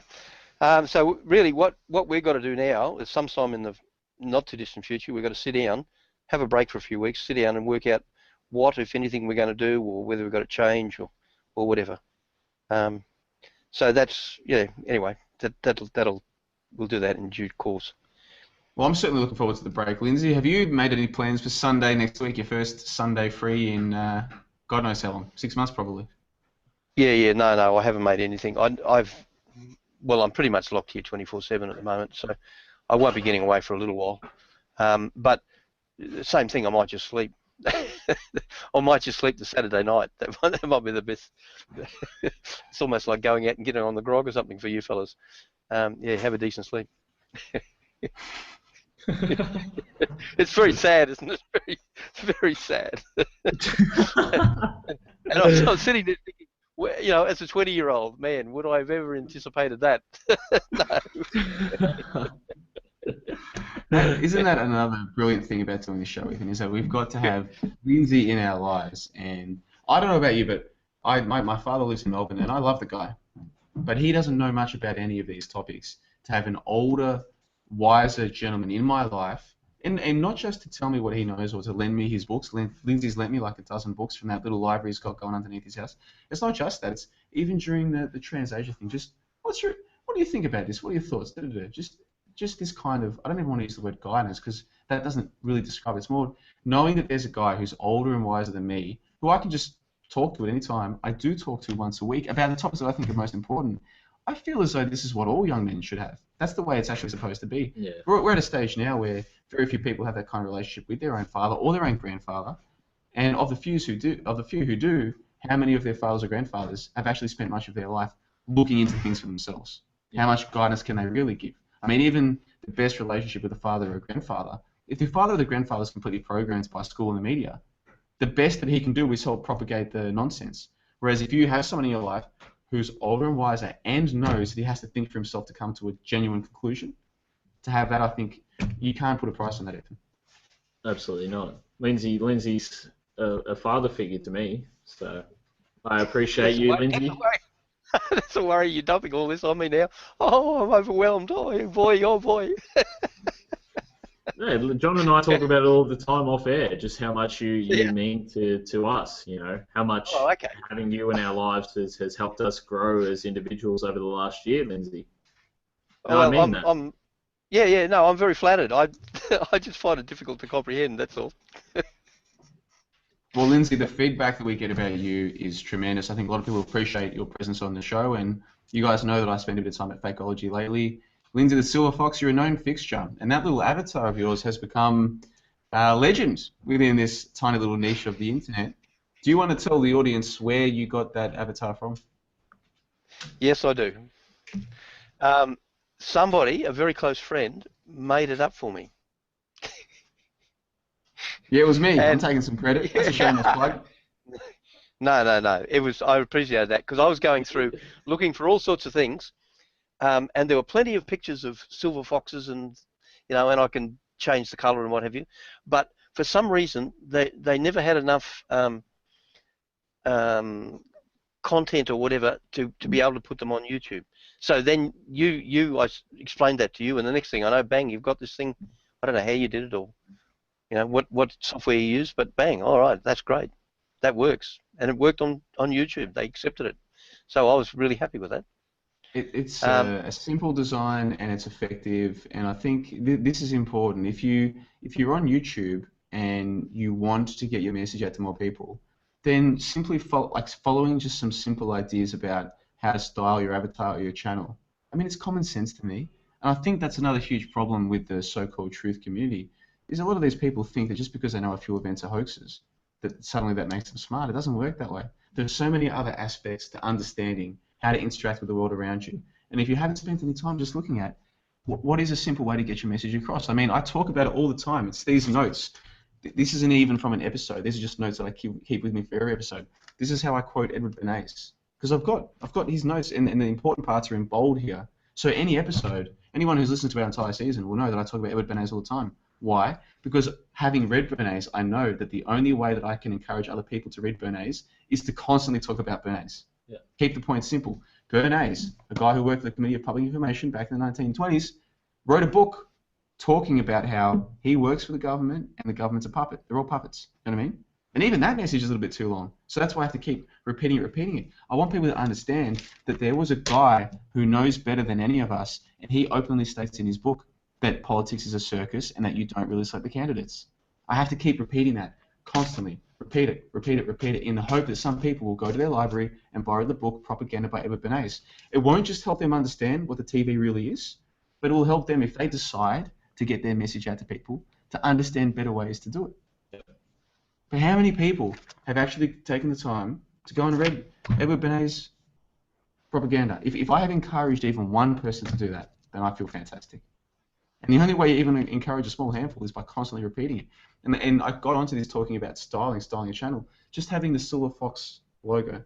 Lindsay the Silver Fox now.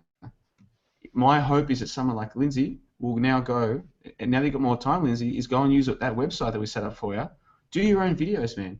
The first couple of videos you make, it's frustrating, but once you get the hang of it, it's a lot of fun. You can just make a video, be creative, upload it. I know for a fact, Lindsay, that there are literally hundreds of people out there who, if you made a YouTube channel and put your material out there, they'd check it out. I know for a fact. All right. Well, that's very kind of you. Anyway, I'll have a yarn to you in their off season, and I'll start to develop some skills in that direction. I mean, it's just a matter of applying myself to it. You know? So yeah, I appreciate that. I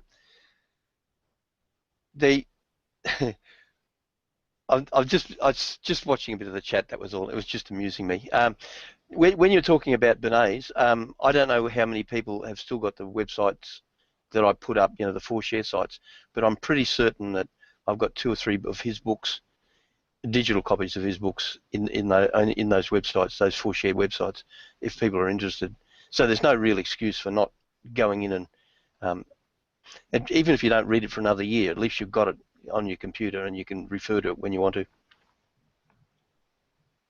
Yeah, excellent. Well, here's a quote from that book, and I read this, a year ago? I can't even remember now. Quote, "A presidential candidate may be drafted in response to overwhelming popular demand, but it is well known that his name may be decided upon by half a dozen men sitting around a table in a hotel room." End quote. This was in a book from almost 100 years ago from a guy who worked, their official story is that he worked for them. He was their guy. Yeah. So people can check that out in your 4 shared section, Lindsay. But I tell you, we have to wrap it up because the show has gotten very long, very quickly. Are there any, and don't feel like you have to be concise with this one, take as much time as you like. Are there any final thoughts you want to leave the listeners with for the official upload of the season finale of Season 1 of the Australian Roundtable Podcast, which, as we've spent the last 4.5 hours talking about, has been a huge part of our lives, and you deserve as much time as you need to give your final thoughts about all of it. Is that Lindsay? Me you're talking to? Yeah. Oh, okay. Yeah. No. There's I think I've pretty much said everything I wanted to say. There's not a lot I want to add to it. The only thing I get the impression from people just looking at the chat all afternoon is that they would like something concrete on when you're coming back, or if we're coming back, or what we're going to do, or whatever. Maybe we can give something definitive like your video, or tell them where the video is going to be, or or some sort of message so they know is before we finish off tonight. Is that possible? Yeah, it's not a decision on what we're going to do. It's more where they can find out what we're going to do once we've decided. Yeah, I understand what you mean, and you make a good point. People who listen to us, most of them are subscribed to us on YouTube. Any announcements that we ever had to make would be done through that channel. So just say subscribe to Australian Roundtable Podcast on YouTube, and they'll get the update as soon as it comes. Of course, we've got the website, ozroundtable.com. Other than the episode pages, it's a static website. But again, any information that needs to get out will get out through that website. And the best part of that is I host that website myself. So even if something were to happen to YouTube and Podbean, which I don't think it will, even if it did, ozroundtable.com, that's mine. So I can get out any information that I have to get out via that website. So my recommendation, Lindsay, to answer your question would just be stay subscribed to us, stay subscribed to us on YouTube. Check out our website from time to time, and any announcements will get made through that channel. But for me personally, I couldn't even say, I want to come back after a 2-week break or a 3-week break. I just needed to get to this is just me personally speaking, I just need to get to the break, look at the world not through the prism of, on Sunday I'm doing this, on Sunday I'm doing that. I spend Monday, Tuesday, like I said, doing the post-production for the show. I just want a couple of weeks where I'm not even thinking about it at all. I'm almost at the point now, I mean, my mobile phone is turned off half the day. Half the day it's on plane mode. I originally started putting it on plane mode for when I listen to podcasts when I'm walking around, because I've got this notion that perhaps if I have it on plane mode, it'll be sending out less radiation. Do you know what I mean? Is the radiation from the phone killing me or hurting me biologically? I don't know. But that's the whole point, I don't know. So maybe by putting it on plane mode, I'm reducing that. I'm at the point now where I just leave it on plane mode half the day. I don't really like being connected to my phone. I don't watch television. Once I stop doing this show, I probably won't really pay much attention to the internet for a while. I've had enough of all of it. And I don't mean that in a bad way. I just mean as in, I think a lot of us, we don't realize just how connected we are. And even though we sit here and we rail against what technology has done to people, I think for me personally, it's easy for me to forget. It's having a profound effect on my own life. The amount of time that I spend sitting on a chair. I don't think sitting on a chair is healthy. Yeah. You know, and most of the time I'm sitting on a chair, it's for this. If it weren't for this, I don't have to sit at a chair at work, and that's it. I'd spend the rest of my time not sitting. Do you know what I mean? Even things like that. That might seem trivial, but to me it's not. So until I've had a couple of weeks of just completely away from this, my mind isn't even clear enough to think about what I'm planning to do with the rest of this year and of course the rest of my life. I'm 28 now. You know, I'm still young. I've still many things I want to do. I can't even think clearly about any of that until we've got this show out of the way, and that's one of the main reasons I've been looking forward to it. Is just let's do the show, let's chat about it. Once it's out of the way, and don't take that the wrong way. You know, I love the show. I spent the last 4.5 hours talking about how much I love the show. It's not about that. It's more the breathing space it would give me. You know, in a metaphorical sense. Does that make sense, Lindsay? Does that explanation come across? Yeah. I know. Oh, I'm quite clear about that. Yeah. No. I that's what I was trying to get across. It is quite exhausting. I mean, I really enjoy it, and it gives a lot of purpose to my life. But you know, you stay up to 2 o'clock in the morning or whatever, you know, a couple of days, you know, and it will wear you down. Now, you're doing the post-production work as well, so you've got double the length of time. So it will wear you down. I understand that perfectly. And I don't think anybody listening to this would question, you know, the logic of what you're saying.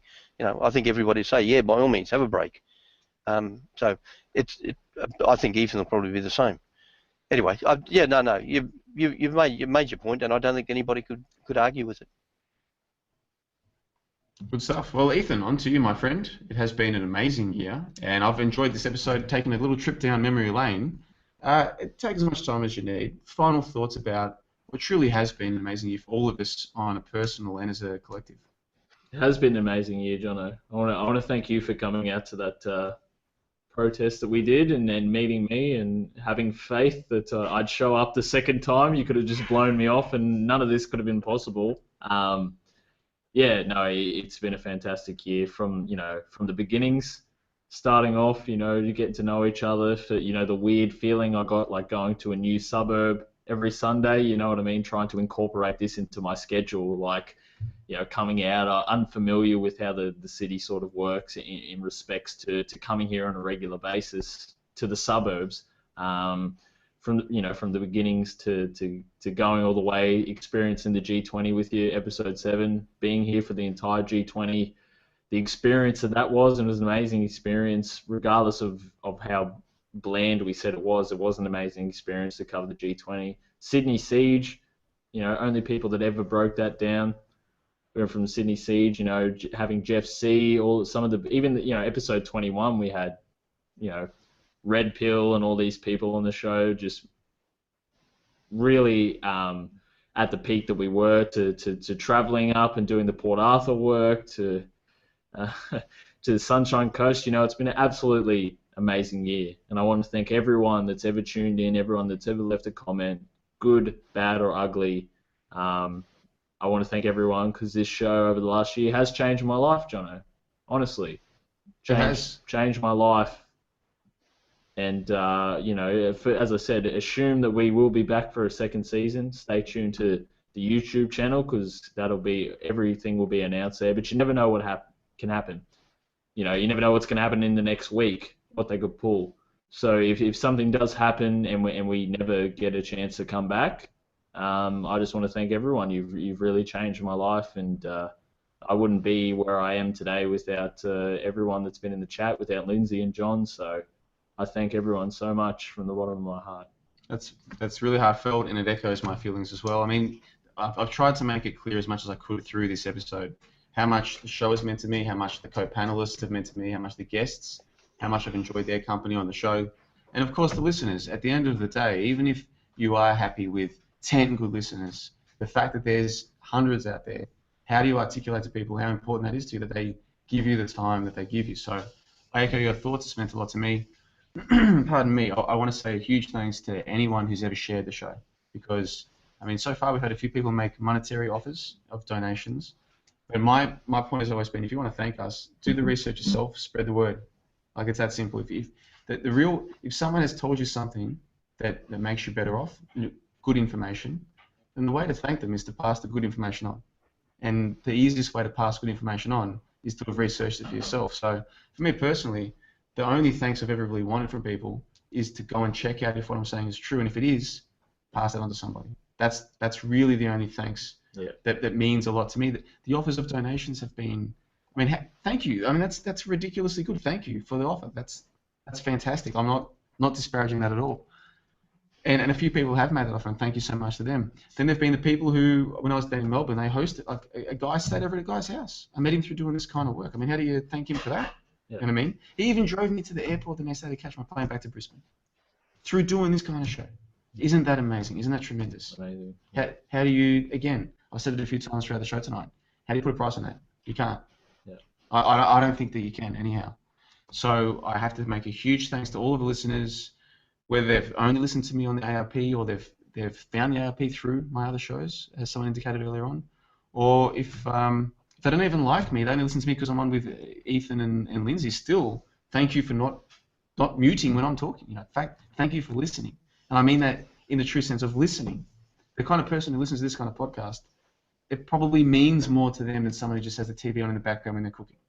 Like if you've taken the time to download this, to listen to this on the train on the way to work or on a plane or just out walking, just listening to podcasts when you walk, which is what I do with the podcast that I listen to. If you've taken the time to listen, I can't thank you enough for that as well. Yeah. It truly is an amazing thing that we have, and I touched on this like an hour ago. There are so many people out there who will waste their whole lives trying to impress a small group around them to get what? A few seconds of them listening. We've had the privilege of having people listen for hours. And that's amazing, and I will never be able to thank those people enough for that. Of course, to you, Lindsay, I think I've said this a number of times on and off the air. It's been tremendous having you as part of my life, and I'll be very disappointed if you don't now go and spread more of what you have to say personally on your own YouTube channel. I've already said to him, I'm coming across next week. I'm going to show him how to use Camtasia Studio. That's the program that I use. You get it for a free 30-day download. Then I have to reset my computer. Maybe that's why it's broken so quickly, because I have to reset it completely every 30 days to get the free trial back. Crack somewhere online? I don't like using cracks. No, just like the hard route. It's like making your life miserable. I'm going to show Lindsay how to use Camtasia Studio, and he's going to be making his own videos. I'll be disappointed if he doesn't. And to you, Ethan, man, don't thank me. I mentioned that day it had been a frustrating few weeks. I want to do a show, but it's better to have people on the show with you. There has to be someone out there who, even if they disagree about some things, at least understands the TV and the government aren't your friend. That's really what you're looking for. You're looking for people to understand the government and the TV are not your friend. And we live in a world where it appears as though the majority of people actually believe the TV is their friend, the government is their friend. They actually think these things are forces for good in their life. There's not much that you can really do with that kind of person, is the reality. Once you know what we know, the people who still think TV and government are their friends, how far can you go on a show like this? What can you really talk about? It's pointless to an extent. I met you, you clearly knew that TV and government aren't necessarily a friend. I said, let's do a show together. We've done the show. Look, in a way, it's been a long year. I've learned so much. But in a way, it does feel like it's just gone like that. Absolutely. It's almost hard to describe. I mean, even tonight, 4.5 hours for 5 hours. It feels like it's gone really quick. And that's partly owing to the beers that have been flowing, partly owing to a little batch that was left behind by a listener recently. And it just kicked in halfway through the show. I'm not sure if you noticed a change in my emotions. Yeah. So it's been partly... He doesn't like sharing. He hates me. No, I just want to mention our individual work will still be happening, regardless of whether we come back for a second season or not. Check out John LeBon's channel. Check out TOTTnews.com. If you go to the Australian Roundtable YouTube, there's a link to Lindsay's YouTube channel as well. All of our individual work will still be going, whether or not we come back or not. So we're not going anywhere. We're still going to be out there, still promoting information. I still live here too, by the way. Yeah. So just want to encourage everyone, that our work will still be going. So if you want to keep supporting, do that. But for the ARP, it's been a fantastic year, Jono. And I can't thank everyone enough. Yeah, you've still got your Tot News channel. I've got my John LeBon channel. We will get a channel for Lindsay up and running. I'm literally going there next week to help settle up to get him to do that kind of thing. So we as individuals are not going anywhere. It's simply a case of the show is what it is. It's time for the show to have a break. What the future holds beyond that, nobody knows. But none of us are walking away from. I mean, it's never been a more exciting time to be alive. And I remember saying that and truly believing that at each step along this little path. Knowing what I know now, discovering what I've discovered now, I've never been more excited to be alive. It is an amazing time to be alive. Every day I am in amazement. And it's not due to drugs, it's not due to any organized religion, it's not due to any of that. understanding what I understand now, knowing what I know now, I'm at peace in a way that I can't describe. And perhaps sometimes that doesn't come across in my voice, especially when I'm hosting a show. But I'm telling you, in my day-to-day life, I've never felt more at peace. I feel fantastic. And I'm enjoying, even if it's just uploading a video every now and then, I'm truly enjoying that experience. It's amazing. It is amazing to be listened to. It is amazing to feel like I'm discovering things and sharing that with people. It's amazing to feel like there's a small group, probably not most of the subscribers that I have on YouTube, but there's a small group who are truly doing their own research and sharing it with me as well. Yeah. It's an amazing experience. I've never felt better about it. Our own channels allow us to be as flexible as we like. This show has a format. And right now, it's time for that format to have a rest. That's as simple as that, bud. Yeah. I'm not going anywhere, dude. And if you're going anywhere, I'll be disappointed in you. Yeah. Could you be more excited? I mean, seriously, you look at the facilities that we've got available to us. We are broadcasting live to the world right now for free. Yeah. This microphone, $100. We can sit here and do this kind of show. And if you have any half-decent brain working for you, you can work out ways to get your message to more people to the point where within a year, you've got a couple thousand people who are going to listen. That's amazing. Yeah. Who wouldn't be excited right now? And it's just a process of discovery. This show has forced me to do research that has speeded up my process of learning things. Yeah, and that's it. And even if there are people who are out there who are convinced that I'm wrong about certain things, that's fine.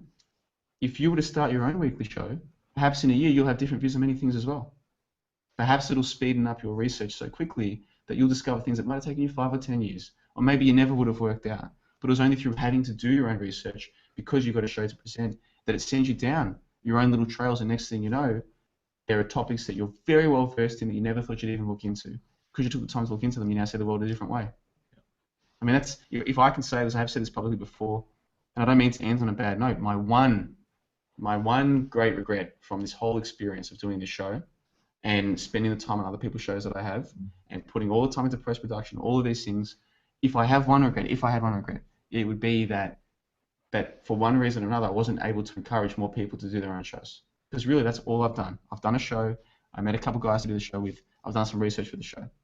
It's actually pretty simple what's happened here. And so I feel like if I could encourage more people to do that, that'd make me feel better. And sometimes I'm concerned, Ethan, that there are many people out there who know they can question the media just like we can. Yeah. They can read books just like we can. We're no smarter than they are. But for some reason, they don't feel compelled to spend time on this. And I think it's not a matter of letting other people down. I think they're letting themselves down. Yeah. There is so much to be gotten out of this experience that we've covered over the last 5 hours. Yeah. Over the last year. And there's been like a couple of moments where something happens, you're like, oh, that's no good, or this is no good. But it's nothing. You barely remember them. All we remember is how amazing the experience. That's how I feel right now. Yeah. It's amazing. I just remember how amazing the experience has been. Even though I'm in the middle of it, I can already get a sense of how profound this will be for the rest of my life this year, of this past 12 months. And usually it takes until long after something for you to really appreciate what an impact it's had. No, I'm saying right now, I already know, I can tell that no matter what happens, even if I were to not renew the lease of this place and take off to another country for a little while, I know that I'll look back in years and go, man, what an amazing year. Yeah. For me personally. So I wish that we could encourage more people to do the show. To do a show like this, it's not that hard. Yeah. It doesn't have to be like this. It doesn't have to be structured or anything. Just in our absence, take the initiative. Just set up a weekly time where you and a friend or someone that you met online get together and just chat. You'll get listeners. It'll change your life for the better. I'm pretty confident. I can't know that for sure, but I'm pretty confident. And the only way that you can prove me wrong is to try. Yeah. That's how I feel about it. But I think that's about it, really, for the show. It's gone a lot longer than we planned, but I think that there was plenty in there. I certainly enjoyed it. Yep. And it's been a good night. It really has. Didn't have to have too many beers. I've only had, 6 beers? Yeah. Yeah, didn't end up going and buying more. Been a good, quiet night. So I want to say thanks again to everyone. I probably haven't thanked people enough, but particularly to Ethan and particularly to Lindsay and to all the guests who we had with us on the show. Thanks to the listeners. And we're going to wrap it up now for episode 50 of the Australian Roundtable Podcast on the 20th of September 2015. I'm your host, Sean LeBon. I've been joined during the season by Ethan Nash of TOTT News and by Lindsay the Silver Fox. It's been my pleasure and their pleasure as well, I'm sure, to have you listening to us. And until you hear from us again, I wish you the very best, and I hope that you feel that learning about the lies of the world is actually a good thing, and you don't have to worry anymore. There's not as much to worry about. Everything's going to be all right.